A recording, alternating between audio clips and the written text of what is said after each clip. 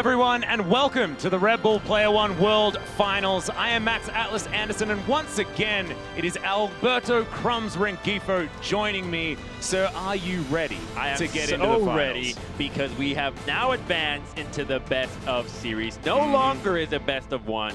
We got best of 5, and then the finals, best of 7. And this is going to change so much as well, because now the mind games begin.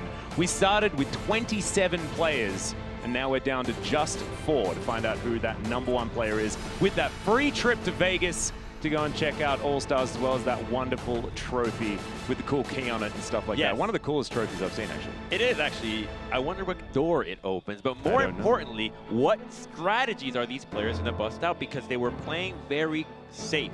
In the best of one, you can get eliminated. You don't want to get cheesed, so they're going very safe. This time around, you have a lot more room to experiment. Syndra rose in priority yesterday, but we have heard that Zed is the only champion that can beat her in a 1v1. We've heard a lot of rumors. We've heard a lot of rumors last night. We'll have to see whether the players do bust them out. But to start the day, we'll have 2 great players. ZND1 from Portugal facing the current champion, Zivis from Sweden. 2 very consistent players. And let's find out if the mindset has changed for the best of 5s.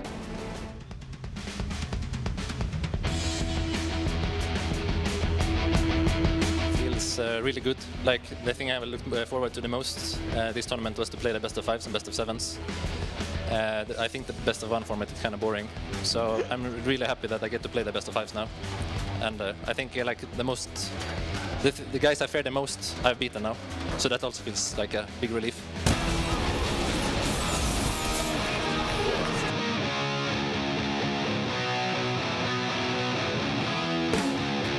Eu, quando vim para este torneio e soube do formato, eu sabia que se houvesse alguma coisa que me podia eliminar do torneio, tipo, quase de certeza, era o facto de os primeiros 3 rondas serem melhor de 1. Mas agora que estou nas fases de melhor de 5 ou 7, acho que posso mostrar ainda mais o meu potencial e acho que tenho bastante potencial para ganhar o troféu.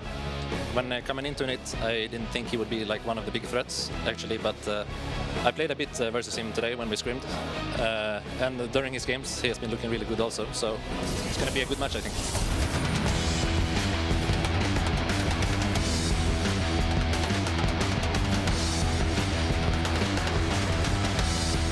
Eu pessoalmente fiquei bastante triste, porque acho que o que aconteceu com o Brasil foi que ele não tinha muita informação sobre o adversário, então a preparação é uma coisa muito importante antes do jogo, e como é melhor de 1 foi eliminado do torneio. Agora que eu estou na semifinal, eu vou tentar vingá-lo e trazer o troféu não só para Portugal, mas também para vingar o Brasil.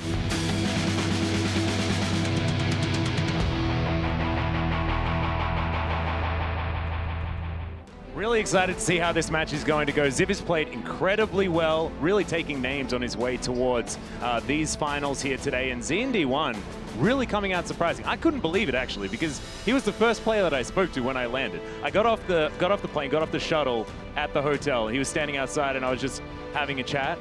And he was really, really nice, you know, just saying like his thoughts on the meta, things like that.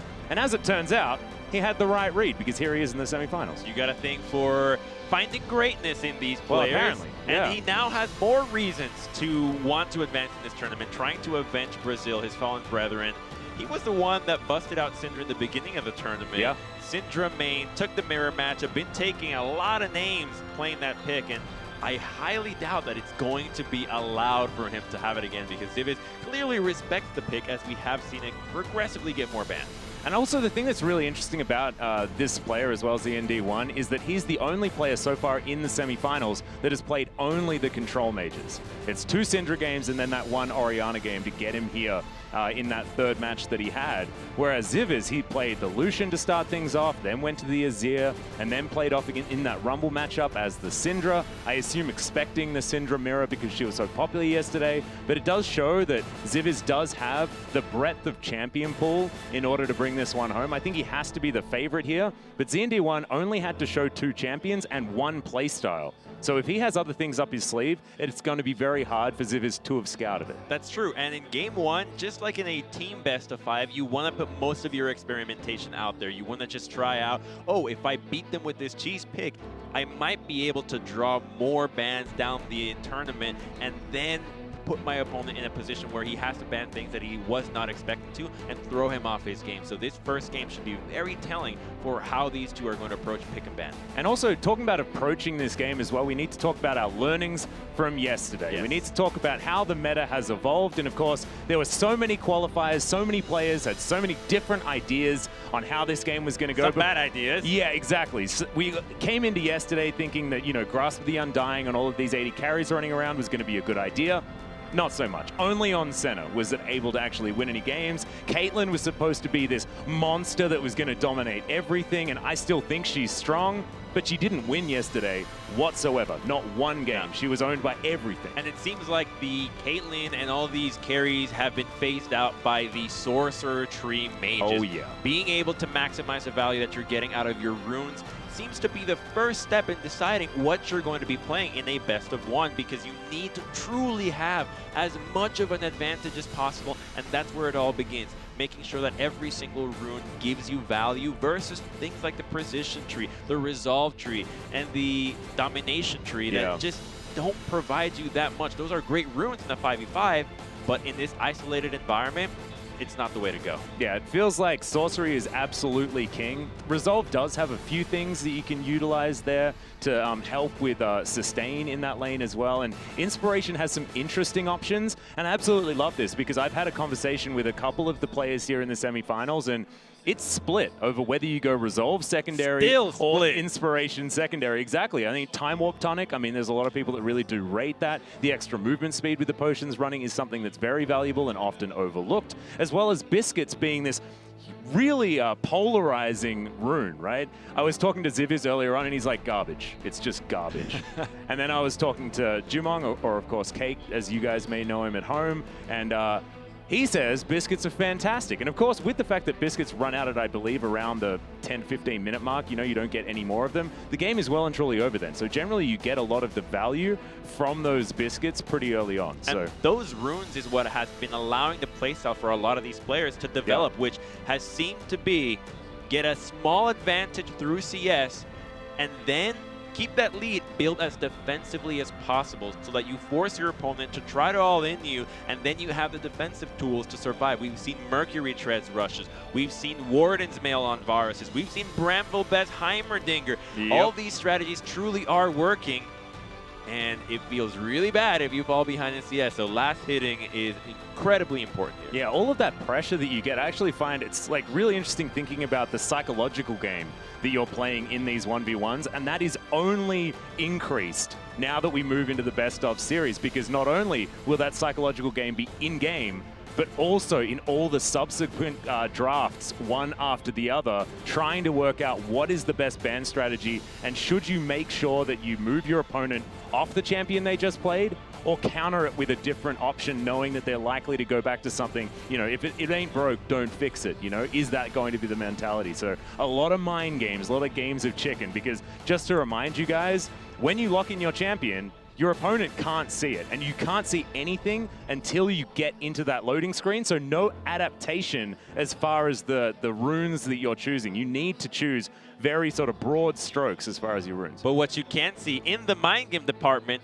is that you're sitting across from your opponent. You're right there. Yeah, make that eye contact. You can literally be looking at him when you're banning, like, what do you think about this? Does he have a slide grin on his face? Did he win? Oh, he flinched when I banned Heimerdinger. And those are the things that really can add up in the game, because in the best of series, right, you keep banning the same champion. Oh, I see him flinching when I banned this Syndra. What about this one? And then you can start playing with your opponent that way, almost like a game of poker, but combined with League of Legends, which is the strategy that we all fell in love with way back when he came out. Exactly. Well, our Portuguese representative here, ZND1, making his way all the way from our round of 27. Early in the day yesterday, up against our 2018 champion, Zivis from Sweden. This guy is a monster. Of course, former pro player, I believe, started back in Season 2 playing pro for like 3 years and then decided that he just wanted to have fun. And so now he just comes along and destroys 1v1 tournaments. He's not interested in being a pro. He just wants to play in these tournaments and just keep having a good old time, which is refreshing because not a lot of people continue to play at such a high level for the pure joy of it. Exactly. You being a perfect example of one of those players, Crumbs. Absolutely. But we've got the bans coming through extraordinarily quickly. Senna, Tristana, Aurelia on Ziviz's side, and ZND1 getting rid of the Heimat, the Lucian, and the Syndra. So Caitlyn is available. And Azir. Yeah. And is it going to be the Caitlyn into the Azir, or are we going to see some of the dark technologies that we heard tell about yesterday? Ziviz has a counter pick for a Tristana lock-in in the back of his mind, but I don't think oh wait, that's true. So he banned the Tristana. He didn't want to play the Zoe that I was going to be talking about. Just decided that he didn't want to do it because, of course, if you get that redemption, you win the game. It's much like the mid lane Zoe that you guys all know and love. No one competitive loves League of that. Legends. No one loves Zoe. All right, the Caitlyn versus Varus matchup. Here we go. Let's see what Ziviz's take is on how you're supposed to build out this Caitlyn. My guess is going to be fleet footwork is going to be a little bit more valuable than going with the Grasp of the Undying. We saw G-Trick play it yesterday, but it was against a Syndra, which is not a good matchup for the Caitlyn. So here, if you have to go completely blind, I think you have an easier time guaranteeing that you're going to have a little extra sustain and don't have to constantly proc it on the enemy. That's a big difference between the Grasp of the Undying sustain versus the fleet work. You can always just charge it, hit it on the minion wave, and no, he is going to be going with the Grasp of the Undying instead. So we have not seen this build win yet. Nope. So Grasp of the Undying coming out once again. I didn't like the fleet footwork as much, but it may have been to do with the play that we saw associated with that particular Caitlyn. I think that the way that you play Caitlyn is anti-fun. You need to play as much anti-fun as possible. You build tank, you just last hit the minions. That's how you play the 1v1. Yep, that's precisely it. But we've got ZND1 on this Varus, and we've seen, especially from our Canadian representative, that this champion can do a hell of a lot of work and does have more outplay potential than you otherwise would expect from a champion like Varus. And one of the added benefits of Varus is his passive. Being able to last hit those creeps, increase that attack speed, does give you better trading if your opponent gets up close. You can proc that quiver real quickly if you stack those passive stacks. So this is a champion that is often overlooked, and as long as he can keep Caitlyn at bay with his hail of arrows to make sure that she has to overcommit to either regen from the proc grasp or just to go for cheeky harass, he's gonna be fine because he can poke her down much more effectively. Yep, and the range advantage isn't as high when you've got Varus, of course. He's certainly not with the same range that a Caitlyn has, but he's about as close as you can get without being Caitlyn herself or Tristana at level 18. So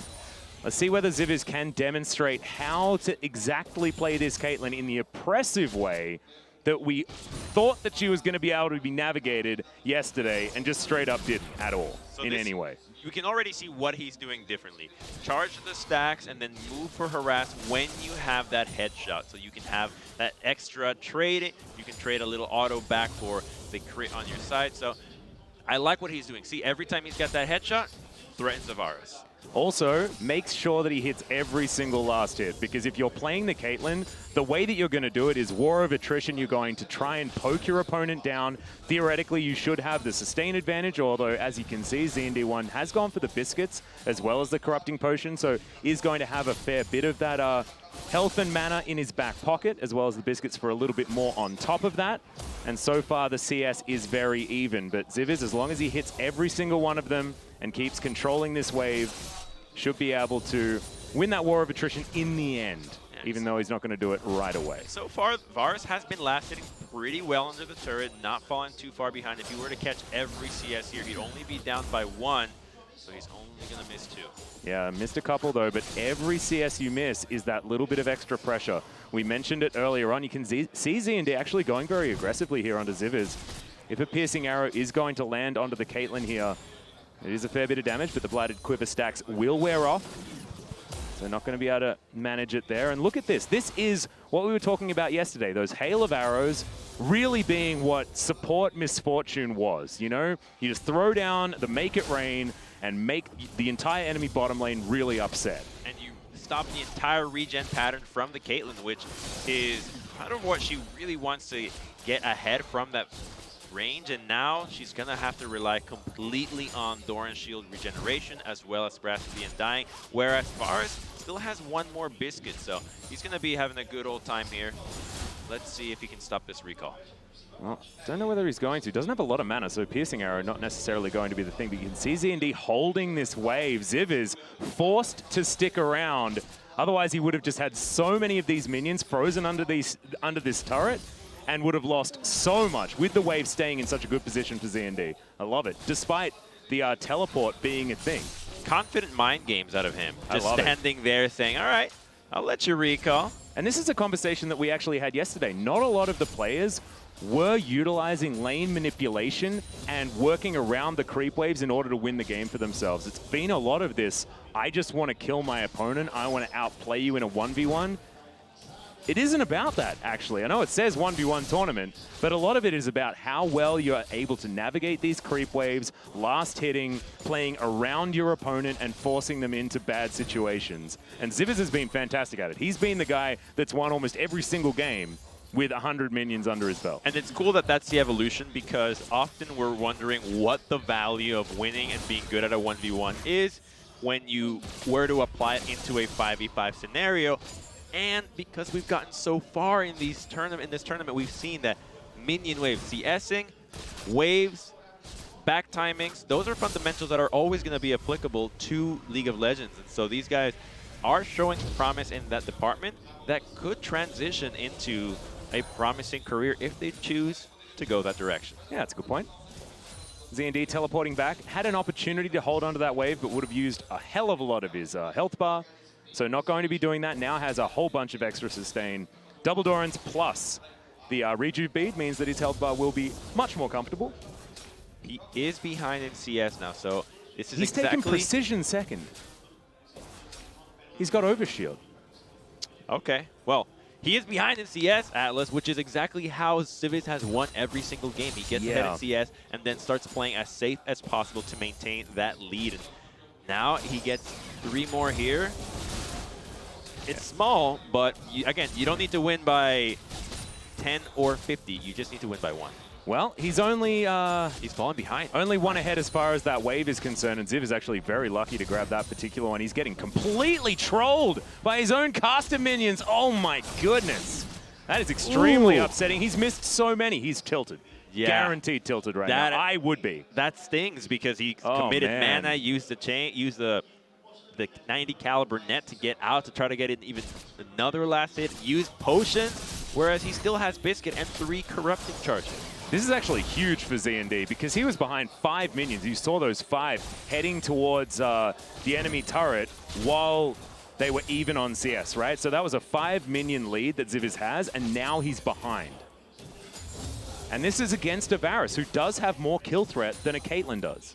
So the CS is 1 away now. This is going to come down to either both of these players choosing to prioritize the last hitting, but Varus has been going for the harass. He's about to have an opportunity to hit a nice chain of corruption and get some really good harass. There it is. There we go. Throws down that ultimate. We've seen so much of this from our Varus players. Just throw the ult whenever you want to. You saw Ziv though he put down the trap to make sure that ZND had to move and couldn't auto-attack. So important against the Varus. Really quick reactions out of him, by the way, because normally we've seen what the Caitlyn Varus matchup is, and they don't do that. They try to E away instead of denying the Varus or forcing the opportunity of an even better trade because she would hit the headshot. Now, I do want to criticize Ziviz just a little bit here when it comes to the item build. I know we weren't really talking about this as much yesterday, but I felt like we probably should have been a little bit more easy on the players yesterday. Now we're down to our top 4, and we can be a little bit more critical.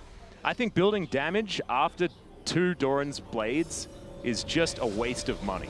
Build armor, build health, build staying power in the lane so that you can't die. You're never going to be able to win a straight-up trade against a Varus, so try and just outlast him instead of going for this extra damage that he has right here, because it's not going to help you as much necessarily with clearing out minions fast or anything like that. And you honestly want to be playing around a minion wave, not just destroying it and crashing it over and over again. My speculation is that the first game, everything that is strategy has gone out the window, and he's just trying to hit those creeps as fast as possible, deal as much damage to them, because now we're about 24 CS away from both of these players reaching that first win condition. CZ&D actually popped a Corrupting Potion charge for the extra damage as he was chasing Ziviz down there.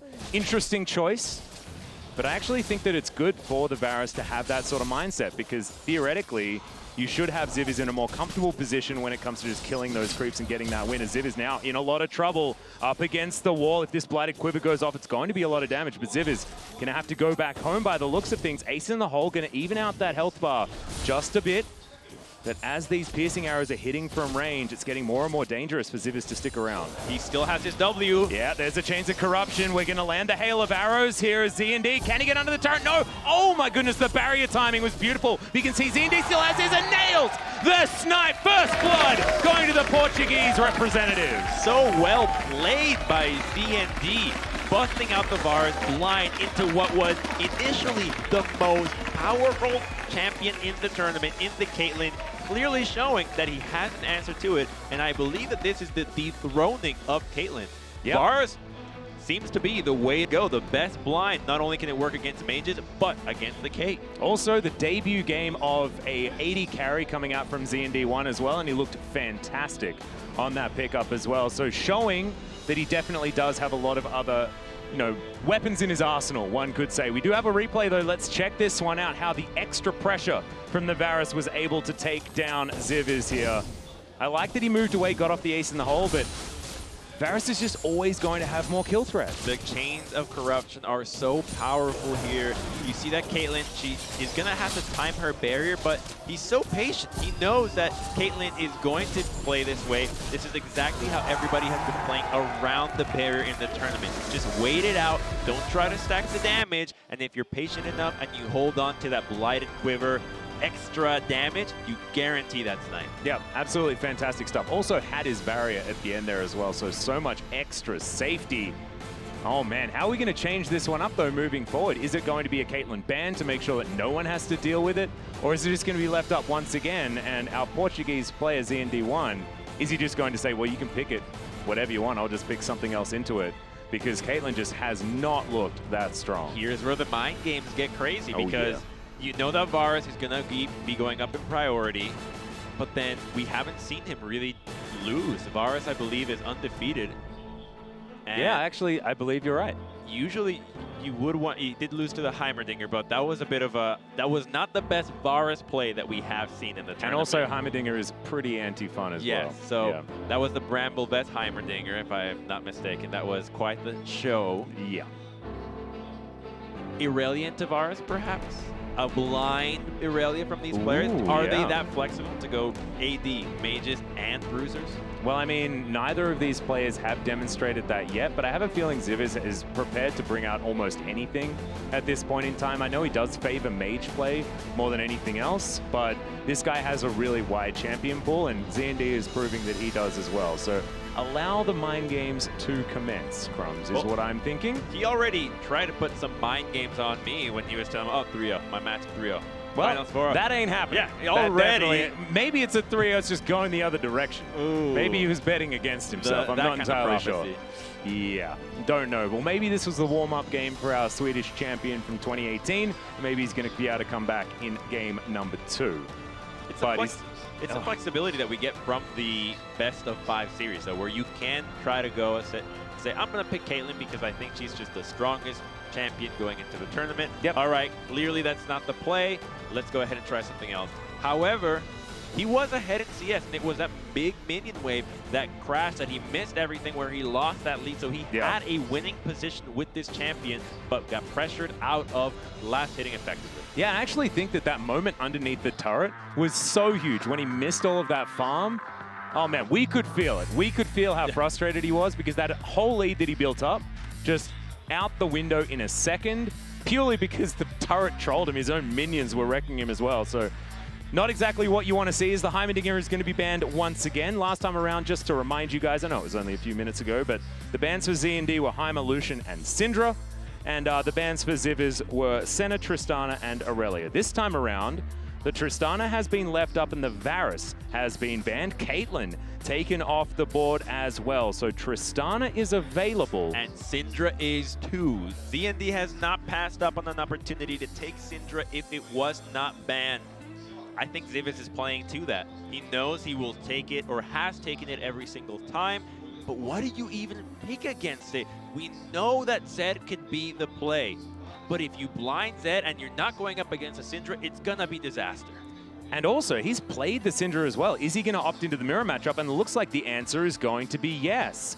Comfortable with this one. He was expecting a mirror matchup in his last match yesterday. Instead, he was up against the Rumble, which was a really creative pick. Apparently, the Rumble was winning in scrims against the Syndra, but his playstyle did lead him to be able to outlast the Rumble. And of course, he's our 100 CS king as far as getting his wins is concerned. Lost to ZND1 there, and that was the first blood kill. It wasn't like he was losing that war of attrition. So maybe wanting to play a little bit more aggressively here. We'll have to see how he pivots his playstyle. He loves to play the teleport Syndra, and the thing about these mages that is supreme or giving more priority over the marksman is that they have alternative win conditions. They can press the go button if they need to go for a kill, while the carries, they're really just only trying to farm, especially someone like Caitlyn, whereas Tavares has that kill threat. He can use his ultimate to start whittling you down, and with the surprise burst of the Blighted Quiver, it's no wonder that 3 of the Caitlyns, or that no Caitlyn has won. Well, first blood was landed there by Zivis, so his spheres seem to be a little bit more on point. As I believe that is the first time we've seen that particular Syndra skin there as well. Still going back to the default here on the Portuguese side. And a faker throwback. Yeah, a little bit of a faker throwback there from, I'm not entirely sure which year it was, because he's got a lot of different skins. Oh, I mean when he chooses to not use any skin, but he's never, yeah, he's only ever once used a skin, and that was Battle Bunny Ribbon by accident. Yeah. Right. By accident. No, it was by accident. That was definitely by accident, but also in the Asia Games, they used a full SKT skin team and did use an SKT skin there. I remember that. That was the only time he's used it on purpose. It's going to be Flash against Barrier in the Syndra matchup. Last time we had this mirror matchup, it was Exhaust Barrier against the Syndra, so it's going to be Sweden and Zivis trying to outplay the Scatter the Weak with his own Flash, whereas ZND, he's just going to base tank whatever you throw at him with the Barrier. Yeah, this mirror matchup is so funny as well, just because you're constantly moving, even when you're casting. So running around and there's just orbs spawning everywhere, and it's just a fun one. That one's going to land there from Zivis, from ZND there as well. As we'll see who's going to be able to win this sustain war. As you can see, I believe it's Resolve second for Zivis here, as we've got Inspiration coming in from ZND. That's why those biscuits are turning up. Different skill orders there. ZND going with the Force of Will second, whereas ZND chose to go Scatter the Weak and actually missed it, which did cost him that initial trade, and now hits it and gets exactly what he wanted because it outranges Force of Will. So it should come in his favor until a few more levels. Well, ZND was able to pick up a few of those extra CS you saw was falling relatively behind. As there's the Force of Will that you were talking about. Great stun's going to land there onto Zivis, and that is a trade that you definitely want to be continuing to utilize there on ZND's side. Showing us just how comfortable he is on this champion. The fact that he's got Syndra for the 3rd time is pretty insane to me, but we know that Zivis is very confident and certainly can play this champion to a very high level as well. That being said, I mean, ZND1 was the guy that banned the Syndra in the first match. I don't know what that necessarily means. I think that's a flex. Yeah, I think so too. Just showing that I have more options here, and he showed that he definitely did. He's running Biscuit, and I have not seen Zivis get a Biscuit out. So I think that's something that's going to be playing a big advantage in this matchup. We saw it in the first game where the Biscuits on Varus allowed him to stay in lane a little bit longer and catch up to the Caitlyn in CS. Well, I believe it's Resolve. So I know Zivis just likes Resolve more than Inspiration. As Teleport's going to come back in, Zivis with absolutely no mana. He's not going to be able to grab those last 3 creeps, and even is denied the experience of them as well. I believe ZND missed a couple, so not exactly going to be a huge advantage for the blue side, Syndra. That's a good catch, though. The experience, even though it's a few creeps, it might play into the first Syndra to go for level 6. And if that happens, you're going to see ZND have a lot of pressure. Oh, a little bit too early there on ZND's side. Maybe used to playing on a ping number that's a little bit higher than this. Not entirely sure, as that is not the trade that you want to be taking there on ZND's side. No, I used to think that ping was an issue until I saw yesterday this montage of a Chinese Lee Sin making things that I didn't know were even possible on the computer. And if you look at the top right corner, the man plays on 80 to 90 ping. 80 to 90 isn't that bad. When you get to like 250, that's when you can really feel things lagging out of the way. And that's what us Australians had to do back in the day before we got our own server. I suppose I'm throwing a jab at NA where we like to complain about the 60 ping. Yep. Even myself, personally. So I don't mind getting caught in my own crossfire. Well, there is another stun landing here as we complain about ping. It must have been great to live in Korea those few months that you did, though, Crumbs, because that's, what, 8 ping? Unfortunately, the computer setup was so tragic, I just couldn't even play on the computer that much. Well, you could just go to a PC bunk, man. Come on, what are you doing? It's Korea. Well, ZND losing out on a few trades in a row, as you can see. So down to about 300. No corrupting potion charges left over. He's like, he's in the desert, and he's ran out of water in his water bottle. He's not going to last for too much longer as ZND going down solo Force of Will, just missing. And normally, that has a deceptively long range as far as that AoE, but no, not going to land. He's going to survive for now, but he is certainly playing with fire, sticking around underneath this turret. In the desert, if you're out of water, you've seen Bear Grylls. You know you can pull it off. You just have to do things that you did not want to do before. So the barrier and an early recall is going to have to be the equivalent of the Bear Grylls survival tactic. I know exactly what you're referencing there as well, and I'm not going to repeat it on the broadcast. You guys can look that one up if you would like to, but I just feel like it's not something worth talking about. We do need to talk about, though, the flash that has been picked up from Zivers here. It does give him a lot of agency if he wants to go for these aggressive engages. And I believe he calculated that he didn't have enough mana to kill with a flash, but I don't know, man. I think it was very, very close to him just being able to flash R, and ZND would have just died. You think it would have burned through the barrier as well? Oh, that's a good point. Barrier is going to be there. Not there on the side of Zivers. It's been interesting how in the first and second game, Zivers has been ahead in CS pretty much the entire game. And that has to play into ZND's mindset where he's looking at the scores thinking, okay, this guy is just last hitting better. I'm most likely going to have to be looking for some sort of kill. The thing that's interesting, though, is that ZND has won all of his matches on First Blood. Every single time. Whereas Zivers has won through CS. Exactly. So we've got two differing play styles here, and Zivers has certainly been the guy that's just gone for the consistency. Now going to be landing that stun there. Does have the E on cooldown, as Scatter the Weak somehow escaped my brain entirely. When we've got 2 Syndras in the game, and I'm somehow forgetting ability names. That is just unacceptable, to be honest. I feel like it's okay if you've got 10 different champions in the game, but we've got 1, so I got no excuse. You know what I find weird? Why is Force of Will called Force of Will? What part of that name describes what happens? Well, her will picks up any minion or other buff and can shoot it over, so her willpower is so powerful that she can do whatever she wants with whatever she can touch. What about Minion Cannon? Wouldn't Minion Cannon have been cooler? No, because you grab the blue buff and red buff as well. Arcane Lob. I like that one. Yeah. Let's go with Arcane Lob from now on. I've renamed it for this tournament, and that's going to be official. I'll put in my petition to rename the ability afterwards.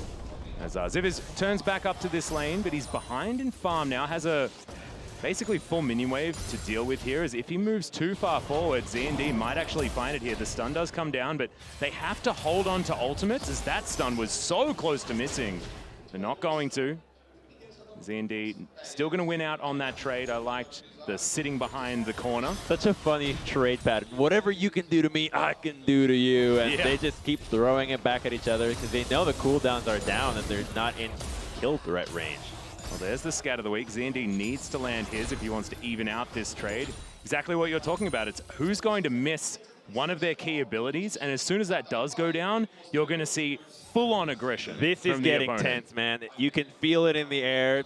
Even it's completely CS, even, yeah. They're about to be going into either 100 CS territory or looking for that first blood, and it's not looking like Zivis wants to die. He went no Magic Mantle. Oh no, now Force of Will was on cooldown, man. There are opportunities here and there, but it is so hard because you've got the Flash Mine game and you've got the Barrier Mine game as well. But when is Zivis actually going to invest the Flash? Is it when he knows he can guarantee a kill? Is it after the barrier is on cooldown so that he knows he doesn't need to worry about it? Maybe he flashes to get the CS before ZND can. Well, that's a good point. We're at 83 apiece, approximately, as ZND is going to have to make sure that he's landing all of these minions to keep this pressure even. Zivis has been the man that's just been better at last hitting. But as we can see, at this point in time, I believe ZND is just that little bit ahead. They're even. Oh no, yeah. He missed one. Yep, that is going to be one ahead as the dust settles. But it's all about multiples of 6 or 7, depending on which wave we're on. So it just might be that Zivis, even if he's down by a couple of creeps, it's not going to matter. But we're into the 90s for ZND. Ziv is in trouble, does land himself the stun there as there's the ultimate coming down. ZND still has that barrier available to him. The auto comes in as he can actually tank up this turret. No, the last Dark Spear ain't going to do it. 93 to 91, but both of these players have to go back. They both have teleport. Oh my God, and they can't stay here. This one wave is not gonna win them the game. He's gonna need one more, but he goes for it and he's gonna try to get the TP back. This is super dangerous. The TP does come in. Zivis doesn't have the movement speed, as he's going to try and get the scatter the weak. He lands it, and the Comet picks up the kill. Oh, man. The clutch purchase. He went back and went Mercury Tread to be able to catch up to the Syndra and boots pay too. for the greed. Oh, man, I love that. What happened? Okay, yeah. I don't know what's happening. He's taking his headset off, but he's not supposed to. Yeah, he still has the win. It's all good. Yeah, that's totally fine. Just making sure that he... I mean, he's Swedish, probably can't understand the Portuguese anyway. However, this is all about competitive integrity. That is close. Yeah, dude. We have certainly got a game on our hands. This is really intense. I think, do you think that it was a mess up as we have a look at the replay here, guys? But do you think it was a mistake from ZND? Or do you think it was an outplay because the Boots 2 purchase came in? It was both. It was an outplay. I exactly see what ZND was going for, because if he were to base and get a few minion waves, he would have enough that the next one he just completely all-ins for it and gets 100 CS. Yeah.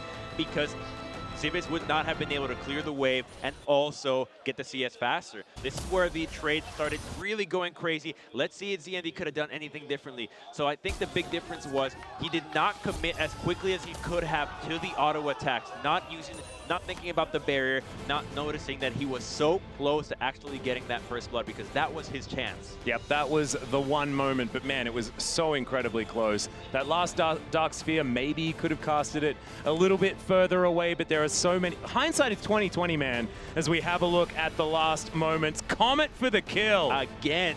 Shout outs to Sorcery Tree, guys. It is pretty damn powerful in this particular setup. Anyway, we're moving to a best of 3. We are even on the board right now, and now what is the adaptation going to be? I think the Syndra Mirror is going to be off the table because it's so volatile, and I think both of these players wanting to let their play styles take the game for them, and I think that just that particular clash, I think if they play that 50 times, I think it might be just 25-25, man. Like, it's just really, really close. I think both players might be okay taking it again, because when you're this neck and neck in both matchups, in the Caitlyn Varus, the Syndra, I don't think there's anything you're going to be able to take blind pick and truly think that you're going to have a big advantage over your opponent. Both of these guys are obviously on a very similar playing field. And I wonder whether now we're at download territory, you know? Are we at the point where we can predict what our opponent is going to be picking into us based on the bans that we're going to be throwing out? And then will those spicy counter picks come in? Or is that when we get to these match point scenarios, when it is just one more win and we get across the line, that's when you rely on that surprising pick? As we get into the bans for game number 3. One of these players will be moving to match point after this one. Senna and Heimerdinger have been the standard bans for both players. And Zivis, he's going to be banning the Varus yet again. He feels if it ain't broke, don't fix it. And the Tristana is going to be the one pivot as Azir is taken off the board. So we do have Caitlyn available yet again. And is Syndra. she a bait? Syndra, I think we're going to see a Syndra 1v1 matchup again. Do you think it's Syndra, or is it Syndra Caitlyn? Man, I don't know. Do we roll the dice on the Caitlyn again? Syndra got or smoked a Caitlyn before. Azir is going with Syndra, and I would have no problem seeing this matchup again because that was so hype. Z&D's going to pass up on his favorite champion and go for Orianna. Classic matchup in the mid lane. Ori does some interesting things. She's got power in like weird spikes based on her levels. And Z&D played one of the better Orianna games that we saw yesterday in his third win to get him into the semifinals.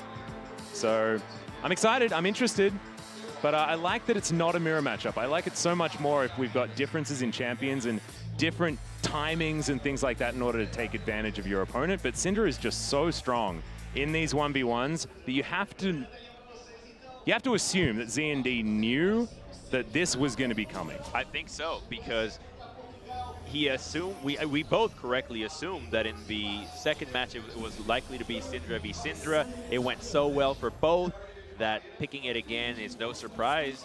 But Orianna into it, we haven't seen this one in the entire tournament just yet. And usually, Syndra clockwork wind up, here we go. We're going to eat one of the corrupting potion charges. You saw Time Warp Tonic did come in there for Z&D, so he has got Inspiration secondary yet again. Backs are going to come out from both of these players, recharging the corrupting potion and getting back before the minions do come in. So just a little bit of biffo to start this one off, test the waters. One change that there is here from Z&D, he does really like the teleport barrier, but it's Comet this time instead of the Airy. That is a little bit more consistent on the Orianna, but a little bit more damage potential, especially if you utilize the dissonance just to make sure that the Comet is going to land. And look at the risk that this player went. He went magic resist runes. Oh, wow. Really? Again, you see 39, my 34, eyesight 34, is not that great. 34. So, no. Yeah, don't think so. All right, then just hell. That would have been certainly some next level shenanigans right there, especially with Caitlyn still left available. You're going to steer away from a more universal rune choice in the health instead. No, this is looking really good for Zivis, and I almost always favor Syndra in a 1v1. She's just so good at being able to harass you because she can move while she casts spells. That's something that's so underrated, whereas Orianna has to commit a lot more in the direction that she's going in to be able to hit you and protect herself from the oncoming harass. Well, speaking of protection, actually not going to be taking Command Protect level 2. Often is going to be the choice, especially when you're fighting in a minion wave like is happening right here. Scatter the Weak once again, going to be the level up choice. Second, actually I believe that's an adaptation. I think that Ziv actually got the Force of Will second last time around. It was Z&D that picked the Scatter the Weak and then missed it early on in that matchup. This time around, Ziv has gone for more of that CC early. So the dissonance is going to be useful in not only clearing the way, but also if you can land some harass onto the Syndra and slow her, you can just walk back and she will have we're to fighting in this minion walk wave. really far forward to catch up with you and harass you in return. Well, Z&D not winning out on that trade whatsoever. Those few minions that were left over stayed in range a little bit more as the Comet does a fair bit of work there onto the Orianna. Zivis has been playing this one out very, very strongly, and I think this may have been one of those gambles in the draft phase that Z&D maybe is going to get punished for. But as you can see, even CS and a giant wave for Zivis to pick up. So it's the classic Zivis moment, which is, I have way more farm than you, what are you going to do about it? And he last hit that entire wave perfectly. So he's already an entire minion wave up, has more health, more mana, and is still regenerating for his blast. So he's clearly in command in this lane in a way that we have not seen in the first two games. It was almost even every other matchup. And this is also a matchup where the Syndra will always have higher kill pressure than the Orianna. That's just how it's going to go. Theoretically, Z&D, if this game goes for the longest possible, there might be some moments towards the end where things are going to go better, but not happening now, and he's falling behind even more As we move further into this one, you can see Ziviz, he's going to have the freest of backs as this wave is going to get decimated. Really nice last hitting there. Able to use the Scat of the Week just because he can. And he's going to head back home as well, recharging all of that mana back up. And ZND, man, dude, you're going to have to clean up every single minion underneath this turret if you're going to try and get your way back in. And thankfully, he was only able to miss one, so not too bad. Not bad. Yet, how could he have done better? Because that last game came down to pretty much one CS. Yeah. What pulled the trigger for both of the players going for that crazy all-in. It does certainly feel like Ziviz is like, all right, now it's time to get serious over these last two games. There's been, once again, the control mages for Ziviz as well, back to his comfort zone. Both of these players certainly comfortable on these style of picks, and you can see that it's certainly represented here. Although the Varus from ZND was very, very strong, but now you can see these trades working in favor of Ziviz. He's really good at last hitting, by the way. You can, while harassing, right? While harassing and also using the Scatter of the Week to CS, which has been an opportunity that a lot of Syndras have fallen in a trap and gotten killed or taken too much harass in return. When he uses the Scatter of the Week on creeps or even the Force of Will, he always is either far back or has another way to deal with oncoming harass. Well, now Ziv is still winning as far as mana is concerned, as well as CS. You always have to look at that mana bar, and you can see ZND has been throwing out so many dissonances that it is really taking a toll on his mana bar. And his health bar also getting harassed out here by Ziv is landing that really nice combo. That pressure that we're talking about is just mounting ever higher for ZND. If the game is to go how most of Ziv's games has, he's looking for some magic resist in his next few recalls, and that's going to make it so hard for ZND to actually get a kill. Rushing Merc Treads was his play against the there's the Shockwave, just to try and get a little bit of harassment down. ZND not going to be able to go home at this stage, though, as another minion wave is going to crash here in the mid lane. No cannon to be found just yet. I believe the next wave is going to be one of those that might be an opportunity for ZND to go back and get some of that coveted mana for his Orianna. Still behind in CS. She has to hit all of these perfectly. Well, started off pretty well. Mana to that. Yeah, going to be able to use the command attack there, but as you can see, get that one, not going to be able to be enough damage. I thought that was going to be a worry, but yeah, 8 CS is a really big number. And teleport right in the face of ZND. Not what you want to see is the Orianna, because that demonstrates confidence on Ziviz's side, and he turns up and immediately lands his combo. It's just the range of Syndra is so oppressive here when you choose Ori. She's good into Syndra, but only when you have a 5v5 and when you have a jungler and when you have a team that you can gank Syndra constantly. In this situation, what is she doing that applies pressure against Syndra? She's even willing to trade a turret shot. Now, and that's just denying the CS here as well. You saw that cannon wasn't picked up from ZND, and these Dark Spheres are a big problem. Lands everything, including the Comet, onto ZND, and he has to run away despite the fact that he was under the safety of his turret. This is Ziv just having complete control of the mind games. There's the Scat of the Week, lands it right at the end. Force of Will, the barrier comes in, but that's the unleashed power, and that is going to be it. The game, and now match point for our 2018 champion. That's the best point you want to have. Now the pressure is all on ZND, and he's going to be kicking himself for this one because he had an opportunity to take the mirror matchup again, which he almost had. Yet he opted away from it and just got bodied. It just shows lack of confidence, to be perfectly honest. After game 2, it does feel a little bit like ZND has fallen off mentally. Just a little bit. Ziv is just showing that he does have that veteran status. We're going to have a look at the replay for how this one went. And just look at ZND's playstyle in comparison to the game 1 that he was able to take away. This pressure that we're talking about is just starting to mount, and it just shows that veteran status is really important. Pressure and growing confidence. We heard from him at the top of the day. He was mostly looking forward to playing in the best of series. He was glad he got out of the best of ones in that potential pitfall. Now he's here, which is exactly what he wanted to do. And a player that's here for fun. So when you're having fun, you're usually playing your best.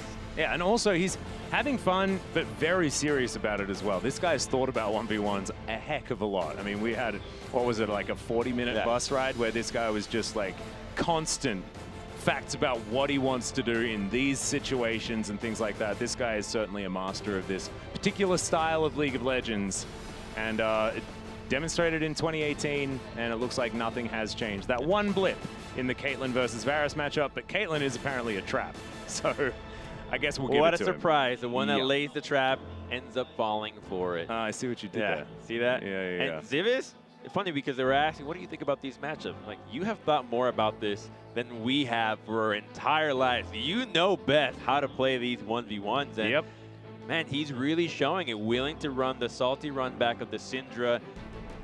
It has to be a Syndra matchup again in this next 2 games. If it goes to 2 more games, it's going to likely be allowed. And Zivis had no problem going into it blind again. ZND will need to find that internal confidence to say, this is my main girl. I'm going to go Syndra into Syndra. Yeah, I actually think he's going to ban it, to be perfectly honest. I think he should have banned it in the last game because he lost on it in that mirror matchup. He rolled the dice to see whether it happened, and I think that you just put it to bed after that. You just want to see Zivis on a different champion so you can mentally reset. Otherwise, you're looking down the barrel at the same opponent, right? And you just don't want that. I can see that. Yeah, in order to reset mentally, it is more important to try and get your opponent into something different, create yourself a different territory, and try and force it that way. And he's got 2 games that he can do it here. We can go the full distance here in this best of 5 as we move towards the bans once again. Heimerdinger going to be eliminated. Senna also off the table. I believe Zivis mentioned he was like, I just don't really know where to put Senna at the moment. So I think he's just banning her because he doesn't want to have to think about the champion. And I don't blame him. Not many of us have a lot of games of Senna against Senna. You're spot on, Atlas. The Caitlyn and Syndra are the final bans. That does leave Azir up for the first time in this semifinal. I think it's likely that the Azir is picked up here on Zivis' side. I want to see whether ZND is an Azir player, though. Interesting. Orianna is still up, and we saw Ori into Syndra in one of into Azir in one of Civis' matchups. It looked one of the better Oriannas, but it was still not winning. It didn't win out in the end. The CS ability that Azir has is so great. And I was talking to some players. I kept saying yesterday that Azir is not that hard because and they confirmed it because you're not trying to play Azir in teamfights. You don't need to Shurima shuffle. You just need to know how to press W and Q on the minion wave and just recall. Again, have the fundamentals of the mid lane. And it's only been one time that an Azir Emperor's Divide ended up having an impact in the game. This is going to be really interesting. The Tristana has been locked in here from ZND. We saw Tristana explode Azir. We were having a discussion about this with Zivis yesterday, and he was like, I don't know how that happened. He shouldn't have won. He shouldn't have lost that. This matchup is easy. We also thought that Azir should have won that one. Yeah, he was so far ahead in that farm, but Triss does have some pretty surprising burst damage and is just going to be rocket jumping on top of the Pigeon Man over and over again. So I actually don't mind this from ZND, and it's what we were talking about. Completely change the environment, change the matchup, and force your opponent to relearn how this goes so you can get that mental reset. And he is going to have that opportunity now. Press the attack on the Tristana, certainly synergize as well with the explosive charge. And he's doubling down on his playstyle of looking for that kill. Here against Azir, he's not been the best at last hitting against Zivis. And as Tristana, you are going to miss the S. It is not going to be possible for you to actually not mess up a 1 or 2 minions here and there, and that adds up. That is the difference between you having to be the one to all in and you having to be the one that plays offensively. So he needs to be looking for blood as quickly as possible against Zivis and pressure him out because he has been doing the same thing every single time. And he's so happy he's dancing about it. But he should be being a pigeon. That is definitely the best emote spam for the Azir. I love this skin too. I was a big fan of this one. Yeah. He's got a cool turret. To be honest, it looks like a Diablo character. But Minion Wave is going to crash. No funny business before the minions get here. And we'll see how ZND is going to navigate the Tristana. Is it just going to be rocket jump spam in the earlier stages of the game, which I would personally like to see, jump over the top of these Sand Soldiers and really try and put the pressure onto Zivis? You can see that Zivis already prioritizes shoving the wave way more because he was hitting it before the minion wave crashes, whereas Tristana is more respecting Azir, thinking, no, I'm just going to let the wave crash into me. So Zivis playing the lane with confidence and wanted to have a lot of pressure, and he's already going to succeed in both harassing and denying 2 creeps. Well, this one is going to be at least picked up, but you're right. Few in that mini wave can be a problem, but you can see Zivis actually gave up a couple as well, trying to get in position to harass ZND down. But now zoning him out of the way of so many of these creeps. The rocket jump does come in. There's the explosive charge on top. The exhaust going to be invested so early in ZND. I love this from him. Able to pick it up, but no. The barrier does come in, but he's forced the Azir out of the lane for the first time. He's the first player that's gone all in at level 2. That is perfect, and committing the summoner spell as well. Now he can look for that same opportunity against Zivis and just put the hurt down. He has complete control of the wave. Finally, we're seeing him attack the Zivis playstyle that has gotten him this far. And I feel so redeemed, Crumbs. We were talking about this earlier, and we had the matchup. It was Lucian versus Azir.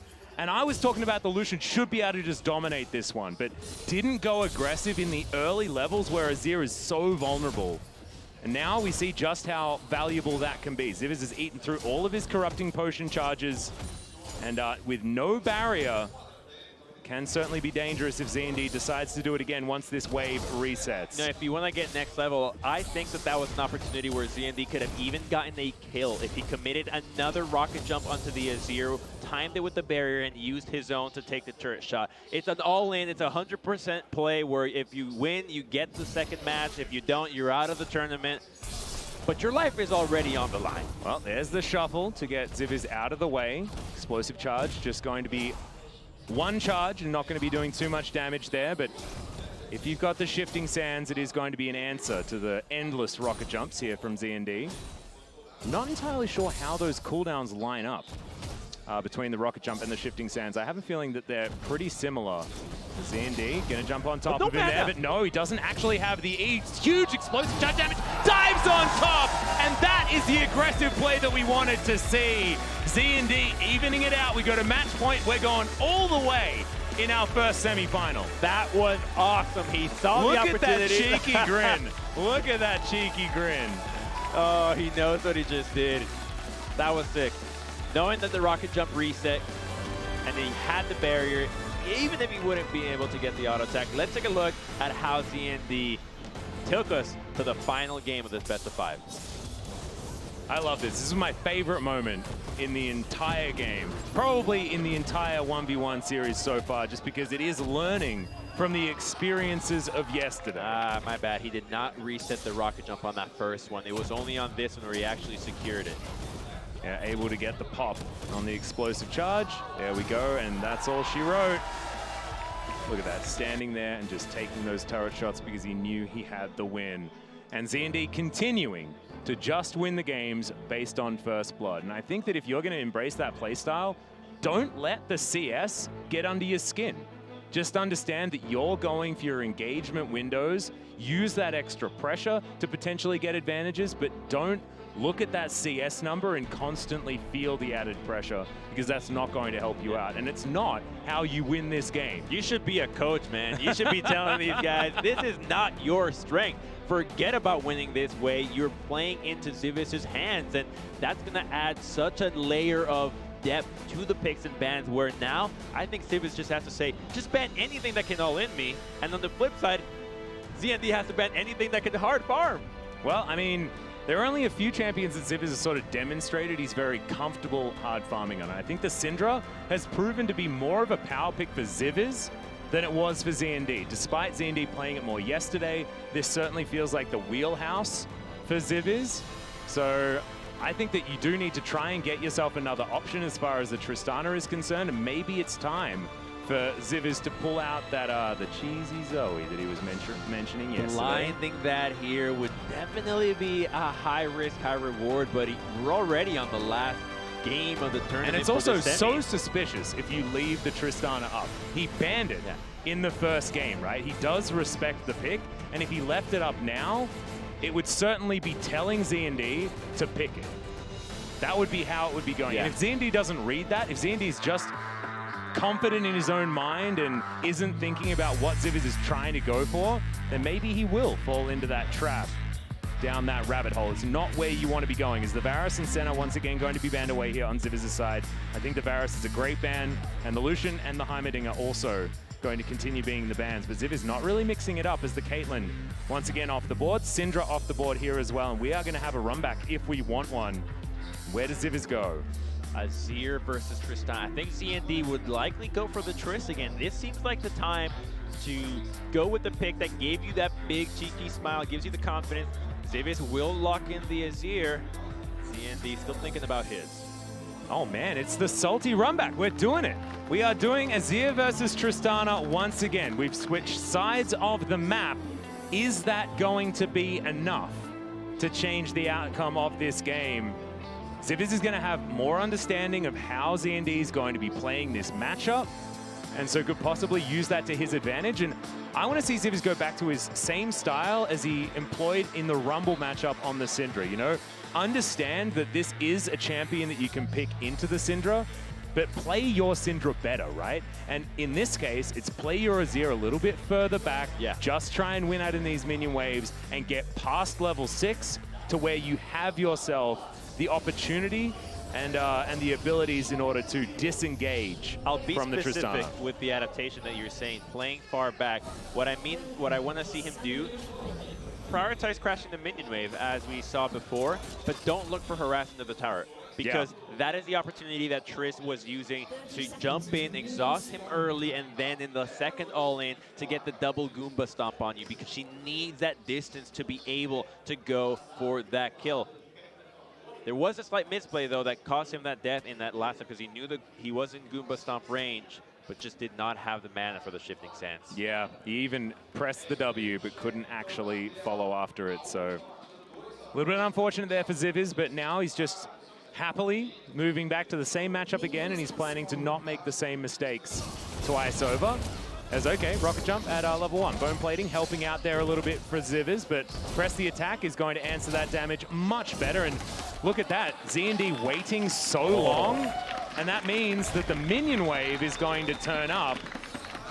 And Ziviz is going to miss out on a lot of experience moving towards level 2. That was a really good move by ZND because he did not level up anything. Ziviz might have thought, oh, he's just going to have explosive shot level 1 like Tristanas always do. Commits the soldier and says, I'm going to skill the second I see the opportunity. And now he has a free TP. Yep. ZND already with the advantage because now it's 1 summon a spell to 2, basically. And for the next 5 minutes, I mean, Ziviz might be able to stick around in the lane and negate the fact that he used teleport early, negate the downsides, I guess, but it's not likely. He's probably wanting to get a back at around, like, getting maybe, you know, Fairy Charm as well as another one of those Doran's rings, and is generally when ZND is going to be looking for a back for himself, so item advantage should be there for the Tristana if he can keep the control. Look at what ZND is doing here. He has not skilled explosive shot. He's holding on to it. He wants Azir to push the wave into him so that he can get another all-in. If he finds it, he's going to have complete control of the lane. He skills it now.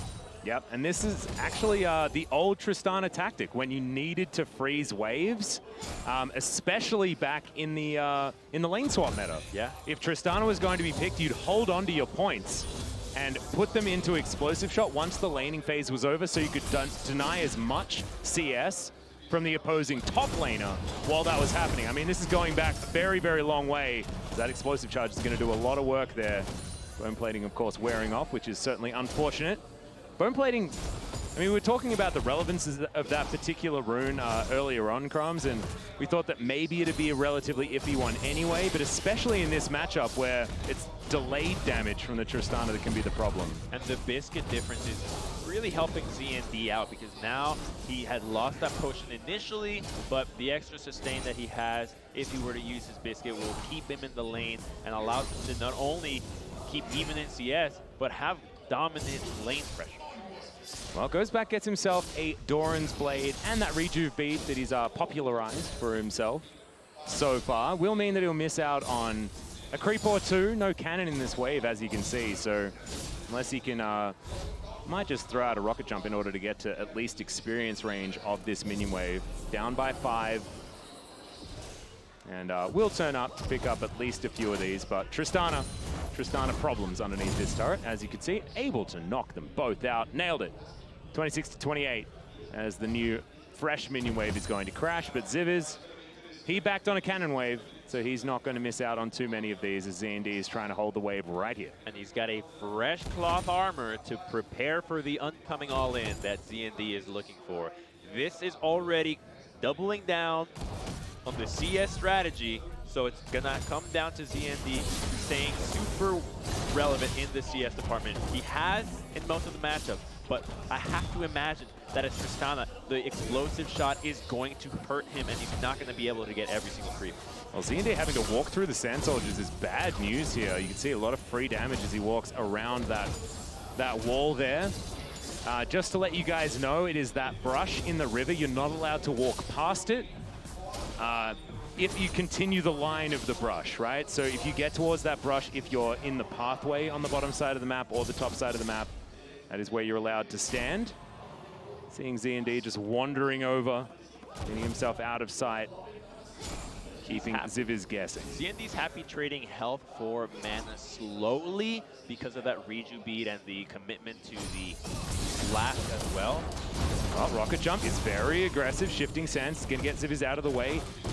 Getting as many Shifting Sands out of the Azir is really important, just because it does eat through your mana bar extraordinarily quickly if you're forced to use it. That's how he won the last game. There was not enough mana on Ziviz for the Shifting Sands. I have to imagine that now he's going to be keeping a close eye on how much that spell is going to cost for him to get out of Tristana's Rocket Jump range.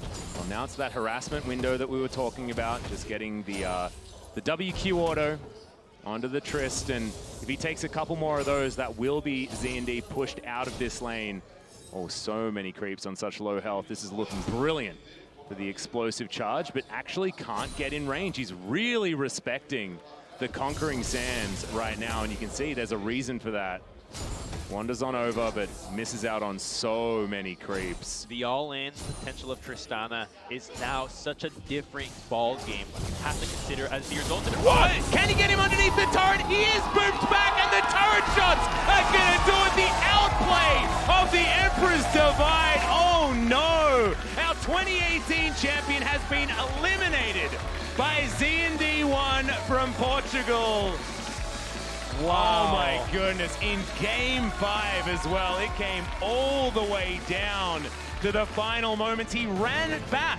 He ran back the Azir into Tristana matchup. This time, he made it to level 6, and he got booped under the turret. Oh, man. He wanted to somehow outplay him, but he put himself in the other side of the Tristana. He outplayed himself. Let's take a look at how these outplays ended up happening. This is sort of the early game where the trading was going in the favor of ZND, and then Ziviz starts getting some nice damage back all the way until this last play where a little bit of overconfidence maybe out of Ziviz, going for a Shifting Sands into the back of Tristana.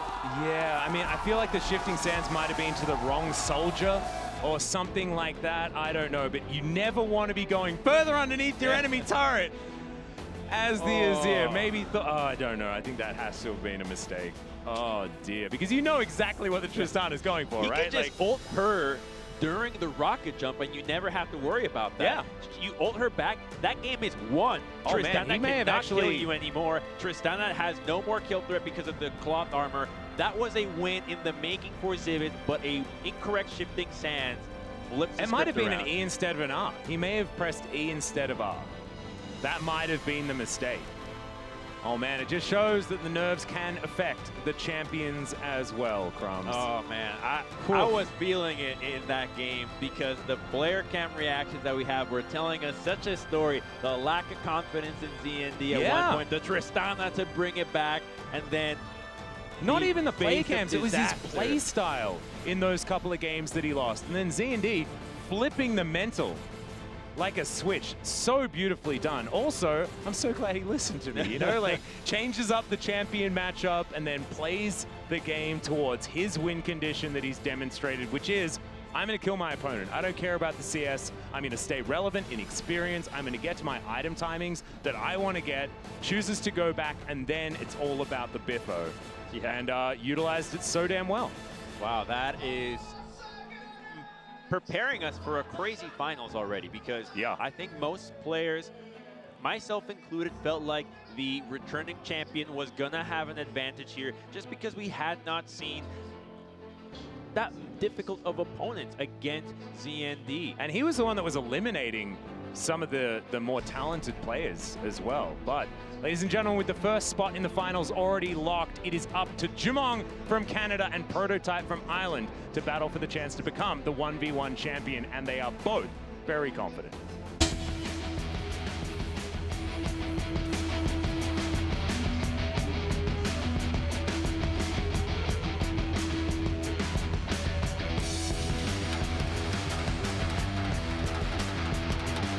I didn't really have expectations for this tournament. I pretty much said I'll just try whatever. So I've been winging it, but the third match was really hard. I had to blind pick Heimerdinger, which is always kind of scary, but at the end it just worked out, so pretty happy. That was crazy kind of, because I actually had to wait 6 hours for my game, so it was kind of stressful. Like my first game wasn't as good as I would like it to be, but I made it. I actually picked Karma because I was talking to Krams and Atlas yesterday, and we were actually discussing Karma, so that was something I wanted to play.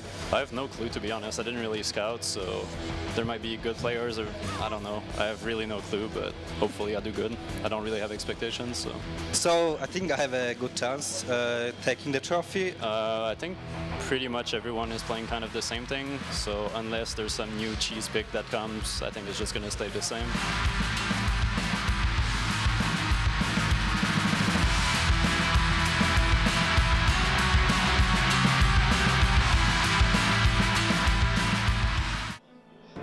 Never change, Jumong, never change. I don't really know, like, I'm just gonna play, it'll be fine. I didn't scout anyone, but I guess they're playing the same. I assume they're playing champions that are in League of Legends. I don't know, that's sort of cool.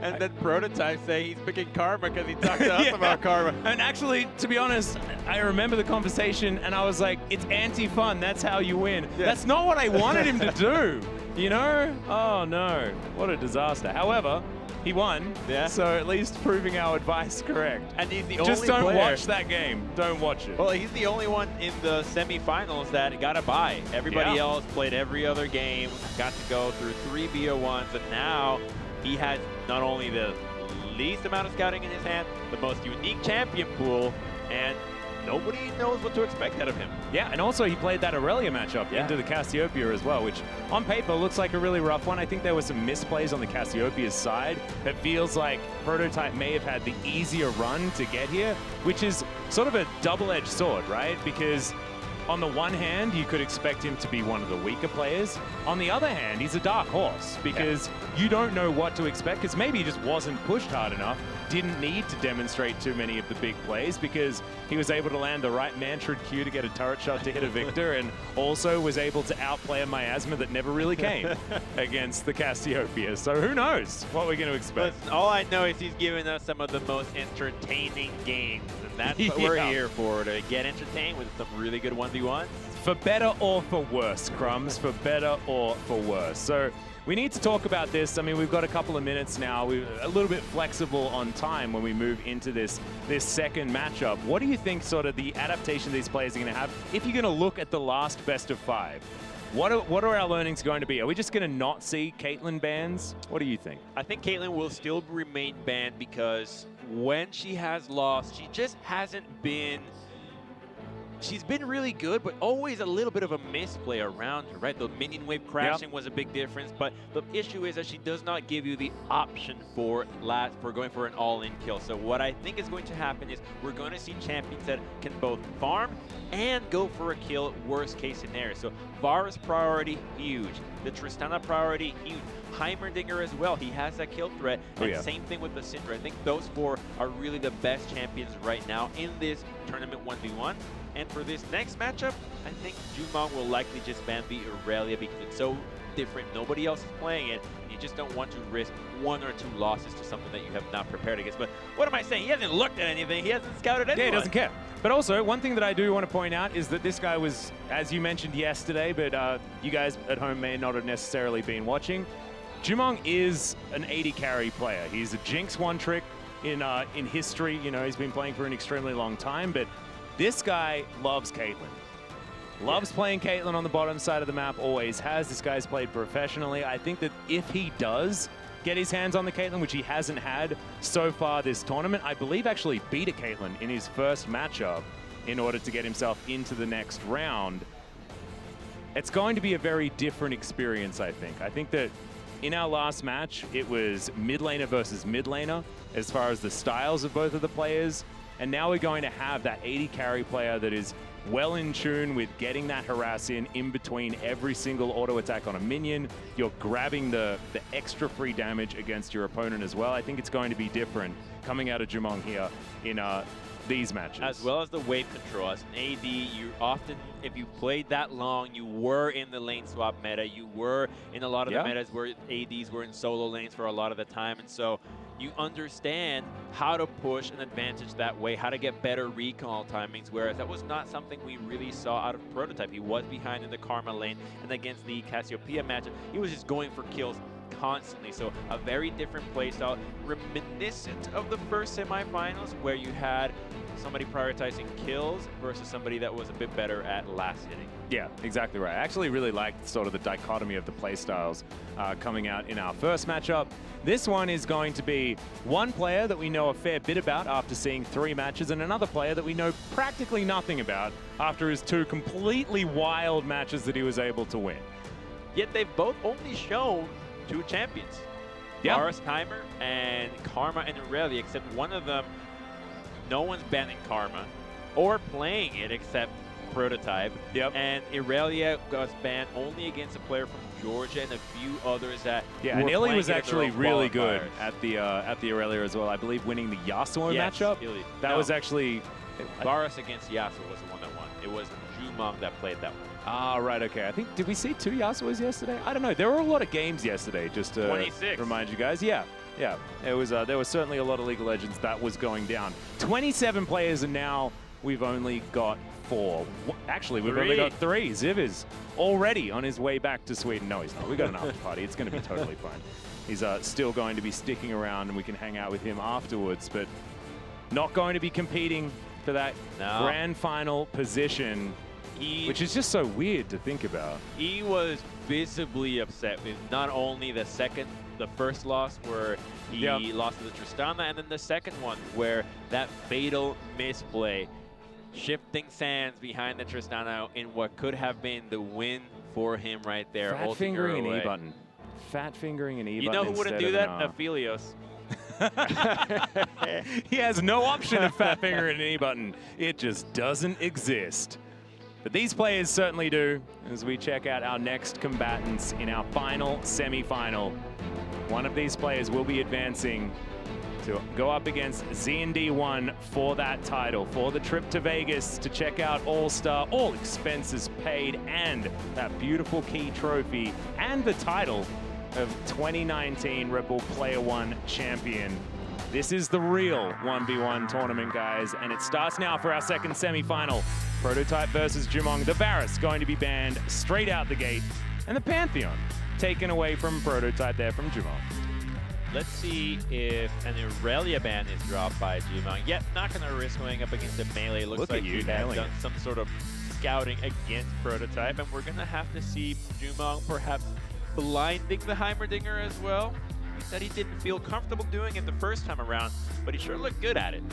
Yeah, I think that this is almost guaranteed to be Heimerdinger unless Jumong has an answer to it that he'd prefer to play, expecting the mirror matchup. His Caitlyn was banned. That's a Yasuo. Okay, well, favorite player Yasuo. I mean, there is a way that you can, I guess, say that Heimerdinger is a decent matchup for Yasuo because he can dash through the turrets to close distance. Don't lie to me. I know, it's insane and probably untrue. However, that is an interaction that you could theoretically capitalize on. More dashes, more flow charge. Well, this is the first time Prototype has played the Yasuo. I believe very outspoken as far as Yasuo being his favorite champion. Not sure whether it's the greatest in a 1v1 situation, as well as Jumong already demonstrating that he can completely destroy Yasuos. With the Varus. Yeah, his outplay with a sidestep on a tornado into Chains of Corruption into just demolish of the Yasuo was just beautiful to watch, actually. but he's not going to be able to do it this time, and it is going to be the Heimerdinger. Let's see whether dashing through the turrets is going to be a smart idea. I think as soon as you're in melee range with the turrets, though, you're not having a great time. A wind wall could be useful here, yet this is going to be so Heimerdinger favor. I mean, Yasuo is going to have to pull some crazy tricks up his sleeve to not only outshove the Heimerdinger, but win his trade successfully, because you don't want to drop the wind wall for anything other than the missiles and the grenades. And then the second you jump him, he just drops a turret, and you're receiving turret damage every single step of the way. Well, I've got a little bit of a wager for you. Okay. I'm going to say that there is no way that Yasuo can win this unless he wins it at level 2. Level 2 all in. Yeah, level 2 all in.